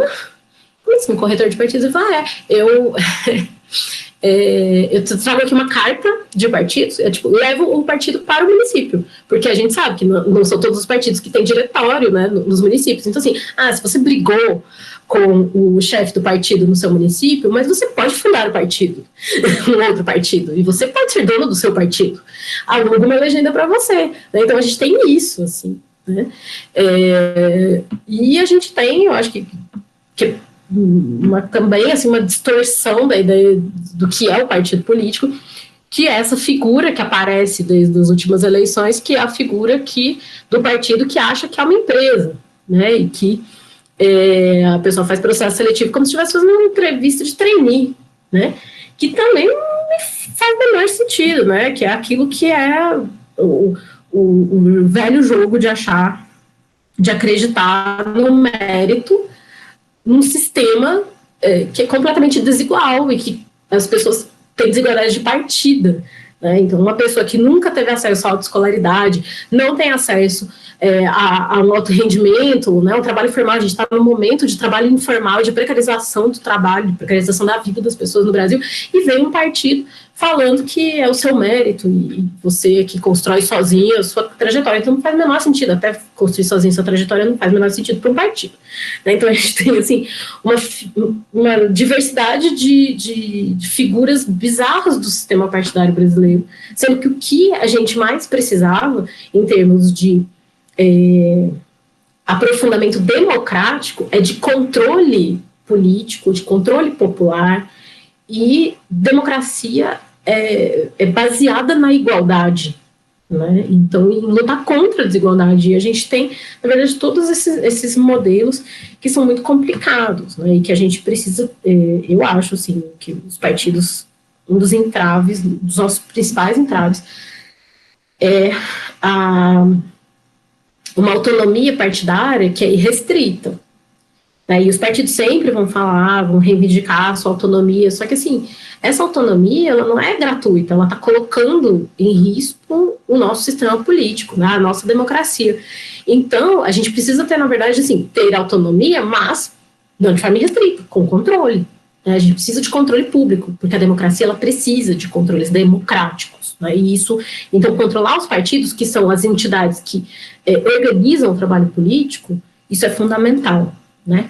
E aí, sobre sua questão sobre a região norte, a região norte, ela sempre, quando a gente está nos estudos de gênero no Brasil, ela sempre traz uma hipótese contraintuitiva. O que a literatura diz é que em distritos, literatura sobre o sistema eleitoral, né? Em distritos maiores e com um padrão de modernização maior, a gente teria uma chance maior de eleição de mulheres, na verdade, assim, de grupos que não são tradicionais na política, né? E aí, quando a gente vai olhar proporcionalmente os dados do Brasil, a gente tem um percentual de cadeiras pífio no sul, no sudeste, e a gente tem distritos pequenos que elegem 40% das suas cadeiras, 50% das suas cadeiras, a Amapá tinha 50%. O DF hoje tem até mais. A gente tem, das 8 cadeiras, a gente tem 5 ocupadas por mulheres. Mas, assim, isso é uma coisa histórica já. Antes de 2018, né, alguns estados da região norte tinham metade das suas cadeiras, ou mais, assim, ou quase isso, que completavam, assim, uma hipótese que era estranha, porque é um distrito pequeno, pequeno não, médio, né, para a literatura, mas dos menores, comparado, pegando o Amapá, 8 cadeiras, São Paulo 70, né, uma distância enorme, e distritos também que não são urbanizados, modernizados, com sindicato, com autoescolaridade, comparado com o Sudeste. Então, assim, era contraintuitiva essa hipótese, né, mas aí é uma hipótese, eu não tenho como explicar completamente isso, mas me parece que o capital familiar é bastante importante para o recrutamento das mulheres que são eleitas. Estou pensando aqui a Câmara de Deputados, né, para a região norte, ou seja, ser de uma família política, e aqui quando eu falo família política, capital familiar, eu não estou falando que essas mulheres são recrutadas pela sua família, que elas recebem ordem, não é isso, né? Mas ser de uma família que está na política te dá acesso a redes, te deixa mais competitivo, né? Te socializa, a ideia da socialização política, né? De saber por onde que você está manejando a sua carreira, e isso é um diferencial muito importante, né? Isso parece ser um diferencial muito importante para todos, mas mais importante para as mulheres do que para os homens. E a presença de capital familiar na região norte é grande, né? Então, me parece que isso é importante. Tem uma orientanda minha, daqui do programa de pós-graduação em ciência política da UNB, que está trabalhando com o nível subnacional, que ela está analisando as carreiras e o padrão de opção política das pessoas que se elegeram para a Assembleia Estadual, a Assembleia Legislativa do Amapá. Adriane Neves de Almeida. E aí, uma das coisas que a gente está observando é isso, assim, também pensar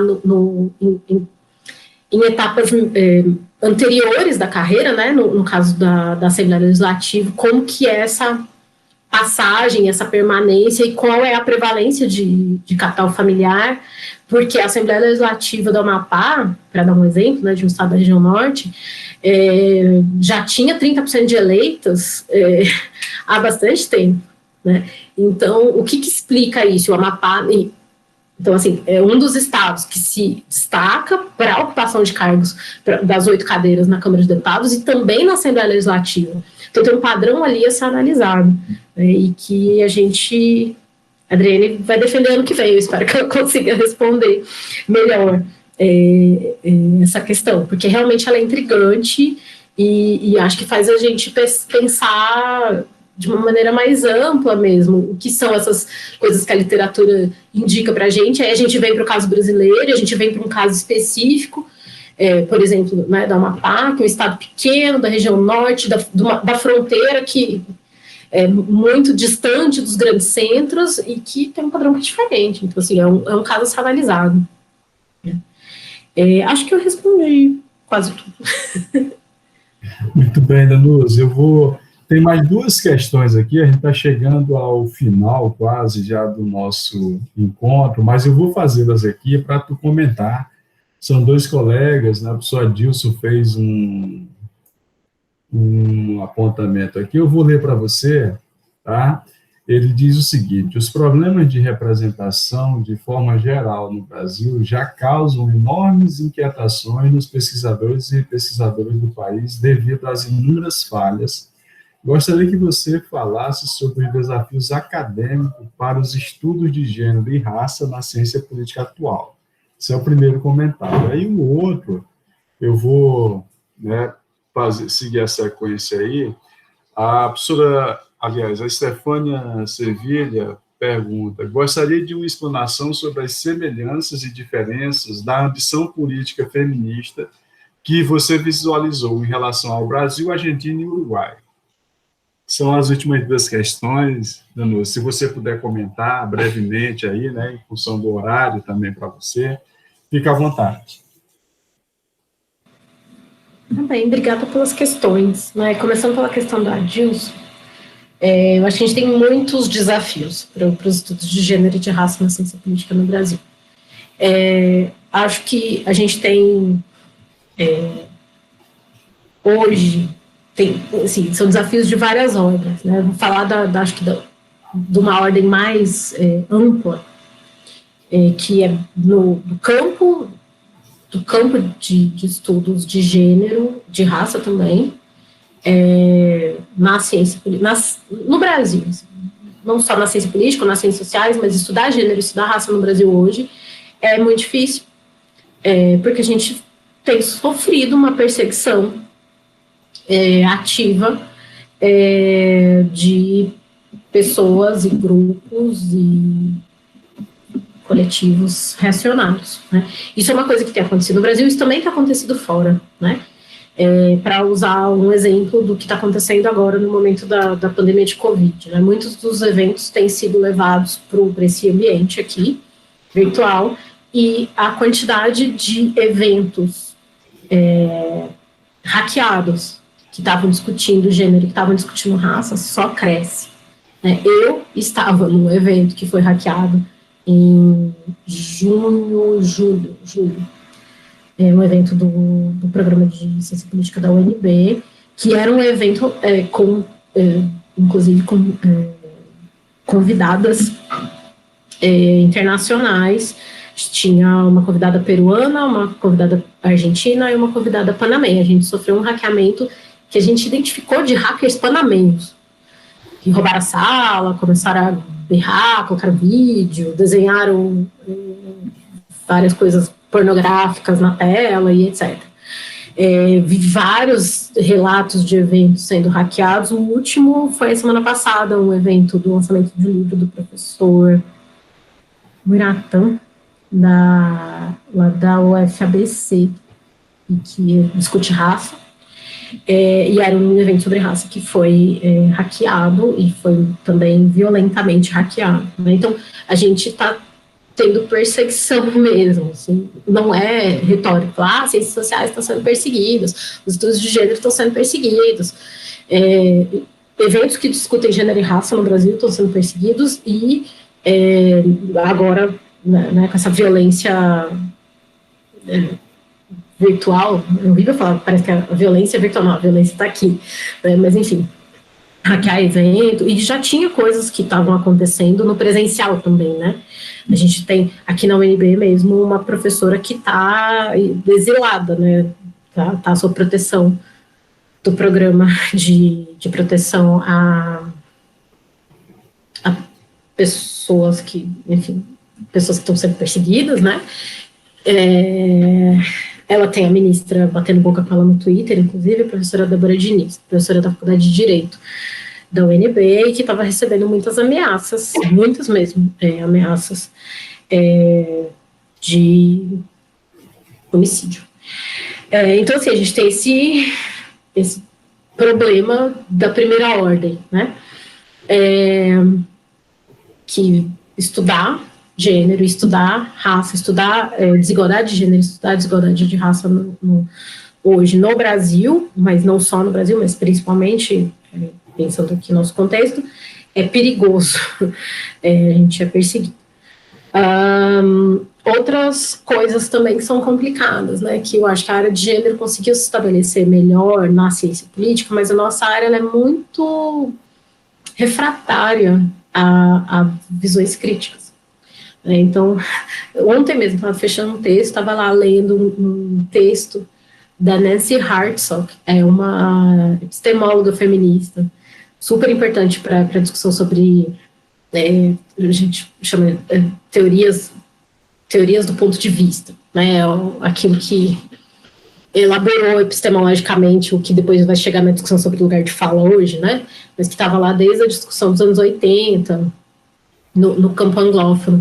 E aí ela fala, né, a ciência política ela é muito mais complicada, ela tem um viés de dominação de gênero mais complicado do que as outras disciplinas das ciências sociais, enfim, das ciências humanas, né? A discussão de gênero sempre foi maior na antropologia, na sociologia, do que na ciência política, porque existe um problema da socialização até dos homens da ciência política, né? De serem, de não achar que é um grande tema, que isso não é ciência política, que é outra coisa. Quer falar disso, vai para outro lugar.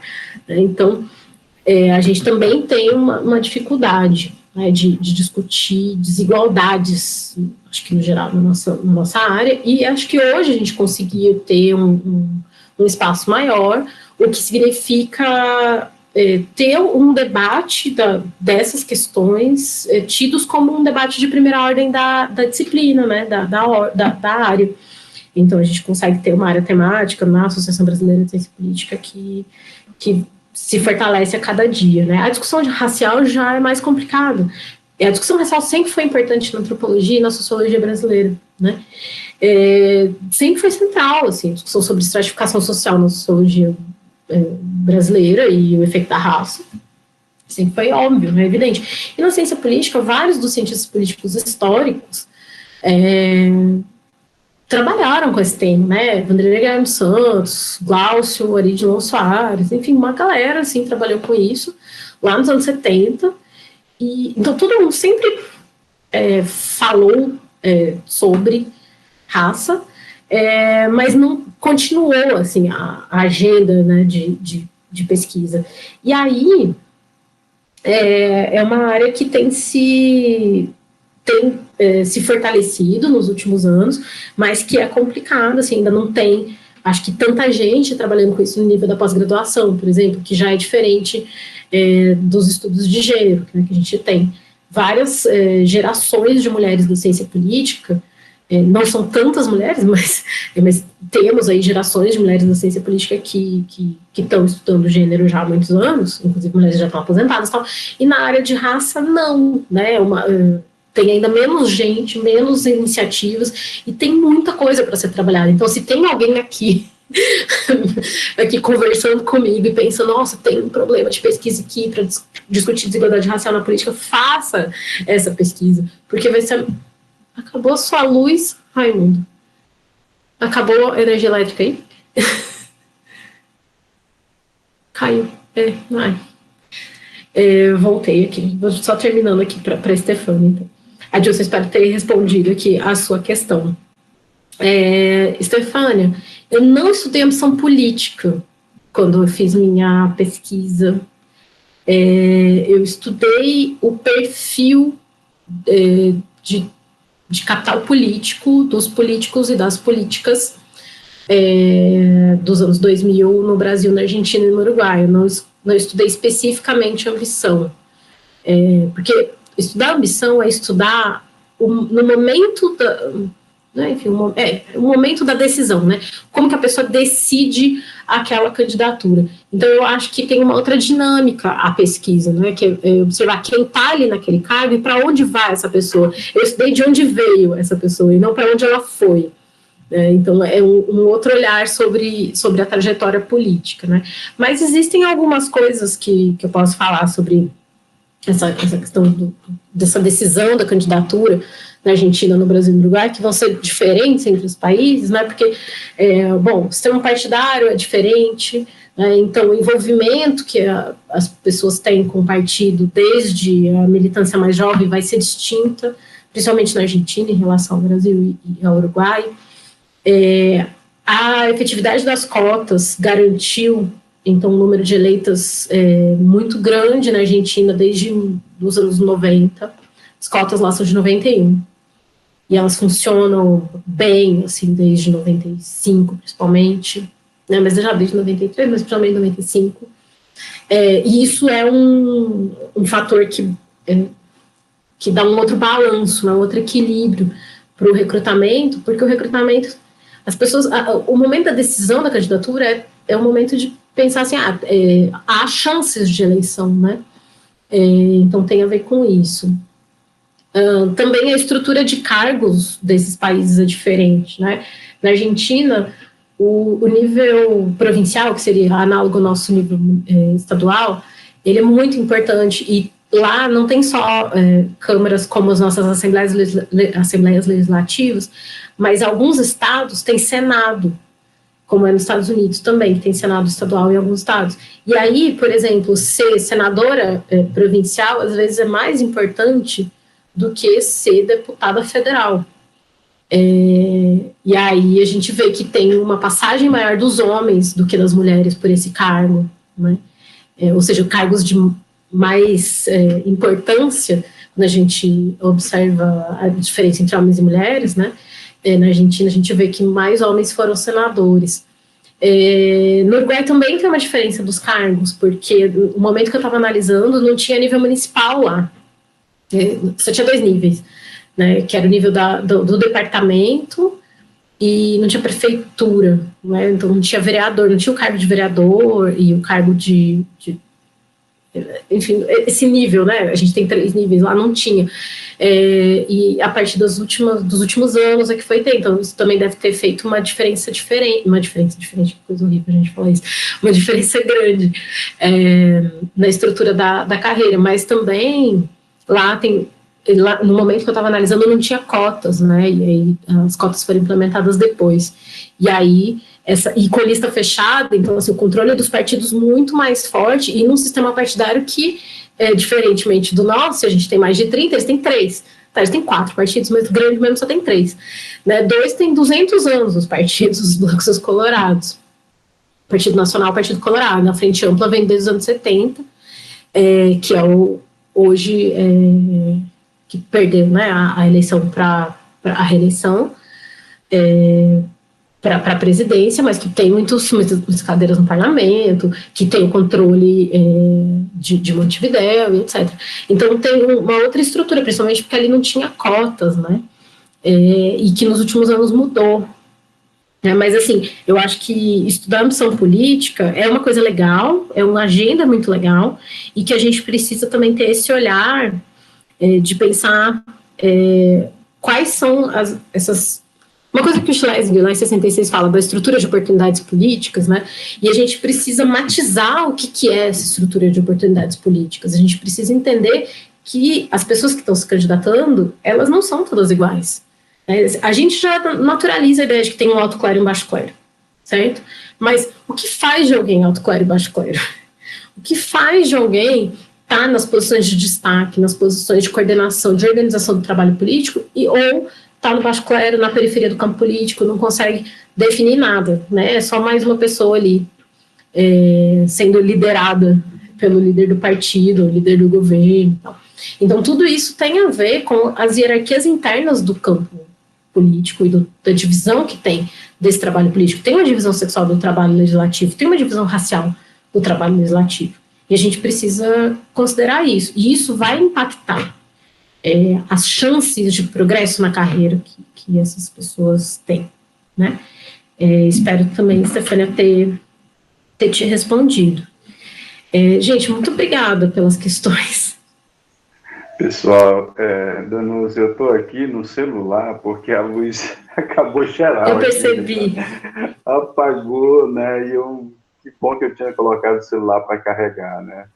E aí eu estou aqui no celular, mas assim, ó, te agradecer demais, né, pela oportunidade de estar dialogando contigo, Danusa, né? Realmente bastante esclarecedora tua fala aqui conosco, né? Eu acho que abre muitas brechas aí para quem tem interesse em trabalhar com essa agenda, né?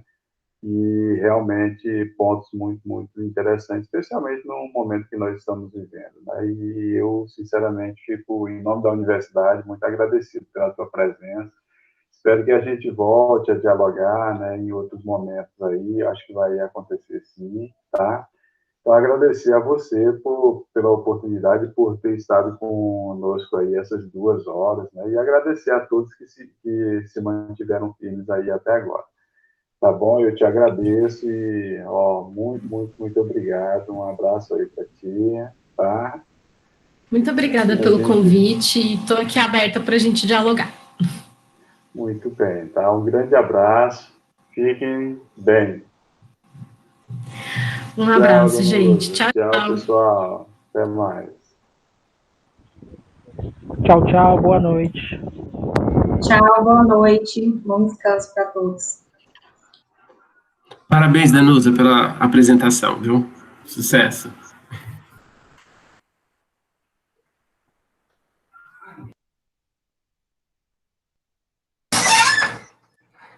Parabéns a todos. Danusa, muito ótima sua apresentação. Amei. Obrigada.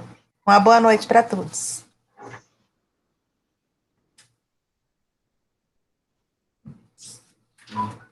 Bagunça.